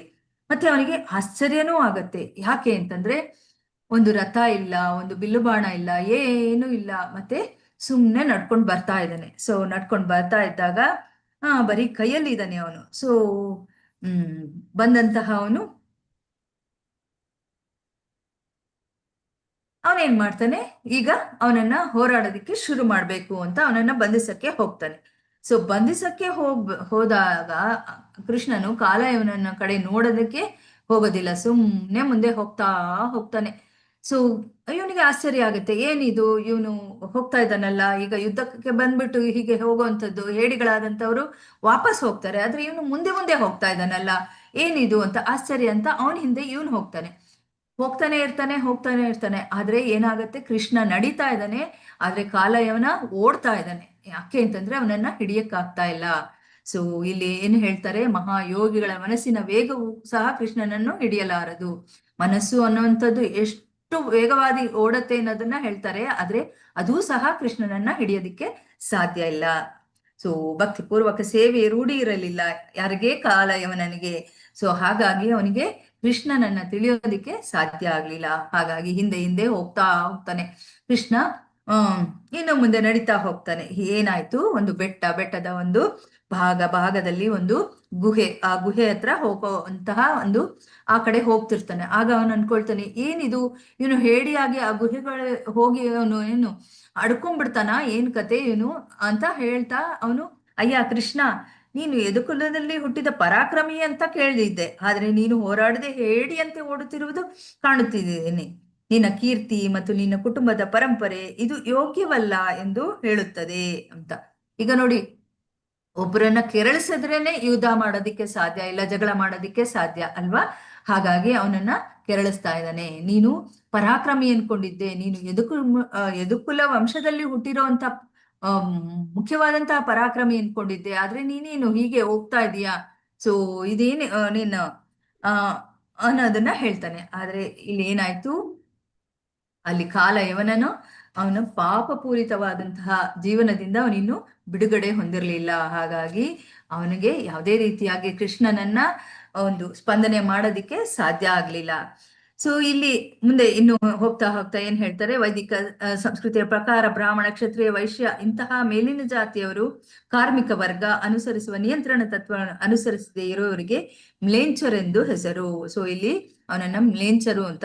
ಯಾಕೆ ಅಂತಂದ್ರೆ 4 ವರ್ಗಗಳು, ಭಗವಂತ ಅವರವರ ಒಂದು ಗುಣಗಳಿಗೆ ಅನುಗುಣವಾಗಿ 4 ವರ್ಗಗಳನ್ನ ಮಾಡಿರುವಂಥದ್ದು. ಅದನ್ನೂ ಸಹ ಕೀಳು ವರ್ಗದಲ್ಲಿರುವಂತವ್ರಿಗೆ ಮ್ಲೇಂಚರ್ ಅಂತ ಹೇಳ್ತಾರೆ. ಸೊ ಹಾಗಾಗಿ ಅವನು ಆ ಯಾವುದೇ ಒಂದು ವರ್ಗಗಳ ಒಂದು ಕೆಲಸಗಳನ್ನ ಮಾಡದೆ ಇರುವಂತವ್ರನ್ನು.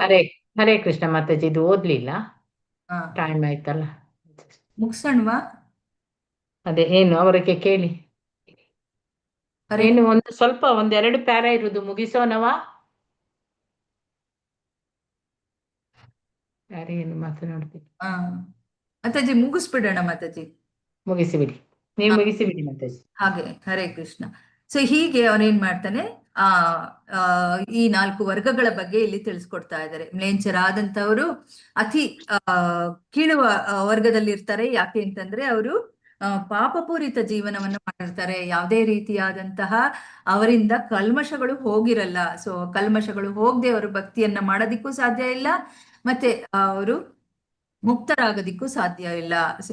ಅವರು ಎಲ್ಲಾ ರೀತಿಯ 4 ರೀತಿಯಾದಂತಹ ಅನೈತಿಕ ಸಂಬಂಧ, ಮಾಂಸಾಹಾರ, ಜೂಜು, ಮದ್ಯಪಾನ ಎಲ್ಲವನ್ನೂ ಮಾಡುವಂಥವ್ರು. ಸೊ ಹಾಗಾಗಿ ಅವರಿಗೆ ಎಲ್ಲ ಪಾಪ ಕರ್ಮಗಳಿಂದ ಬಂಧಿತರಾಗಿರುವಂಥವ್ರು. ಇಂಥವರಿಗೆ ಭಗವಂತನ ಸಾಕ್ಷಾತ್ಕಾರದ ಪ್ರಗತಿ ಸಾಧಿಸೋದಿಕ್ಕೆ ಸಾಧ್ಯ ಇಲ್ಲ. ಸೊ ಇಲ್ಲಿ ಏನಾಯ್ತು, ಅಲ್ಲಿ ಕಾಲಯವನ ಒಳಗೆ ಪ್ರವೇಶ ಮಾಡ್ತಾನೆ, ಗವಿಯೊಳಗೆ. ಅಲ್ಲಿ ಹೋದಾಗ ಕೃಷ್ಣ ಕಾಣೋದಿಲ್ಲ, ಆದ್ರೆ ಅಲ್ಲಿ ಯಾರೋ ಮಲಗಿದಂಗೆ ಕಾಣತ್ತೆ. ಸೊ ಇದೇನಿದು, ಇವನು ಯುದ್ಧ ಮಾಡಕ್ ಬಂದ್ಬಿಟ್ಟು ಇಲ್ಲಿ ಮಲ್ಕೊಂಡ್ಬಿಟ್ನಾ ಅಂತ ಹೇಳ್ಬಿಟ್ಟು ಕಾಲಯವನಿಗೆ ಆಶ್ಚರ್ಯ ಆಗತ್ತೆ. ಆಶ್ಚರ್ಯ ಆಗ್ಬಿಟ್ಟು ಅವನೇನ್ ಮಾಡ್ತಾನೆ, ಅಲ್ಲಿ ಮಲಗಿದಂತಹ ಯಾರೋ ಮನುಷ್ಯನನ್ನ ನೋಡ್ಬಿಟ್ಟು ಅವನನ್ನ ಹೇಳ್ತಾನೆ, ಗುದ್ದುತ್ತಾನೆ ಅವನ ಇದರಿಂದ. ಸೊ ಆವಾಗ ಅಲ್ಲಿದ್ದಂತಹ ವ್ಯಕ್ತಿ ಏನ್ ಮಾಡ್ತಾನೆ, ಎಷ್ಟೋ ದಿನಗಳಿಂದ ಮಲ್ಕೊಂಡಂತಹ ಅವನು ಅರ್ಧಂಬರ್ಧ ನಿದ್ರೆ ಆಗತ್ತೆ. ಸೊ ನಿದ್ದೆ ಆದಾಗ ಯಾರಿಗಾದ್ರೂ ಅಷ್ಟೇ, ತುಂಬಾ ಡೀಪ್ ಸ್ಲೀಪ್ ಅಲ್ಲಿ ಇದ್ದಾಗ ಮಾಡಿದ್ರೆ ಇಲ್ಲ ಕೋಪ ಬರತ್ತೆ, ಇಲ್ಲ ಅವರು ಆಗ್ತಾರೆ. ಇವಾಗ ಅವನಿಗೆ ಅದೇ ರೀತಿಯಾಗಿ ಕೋಪ ಬಂದಿರುವಂತದ್ದು.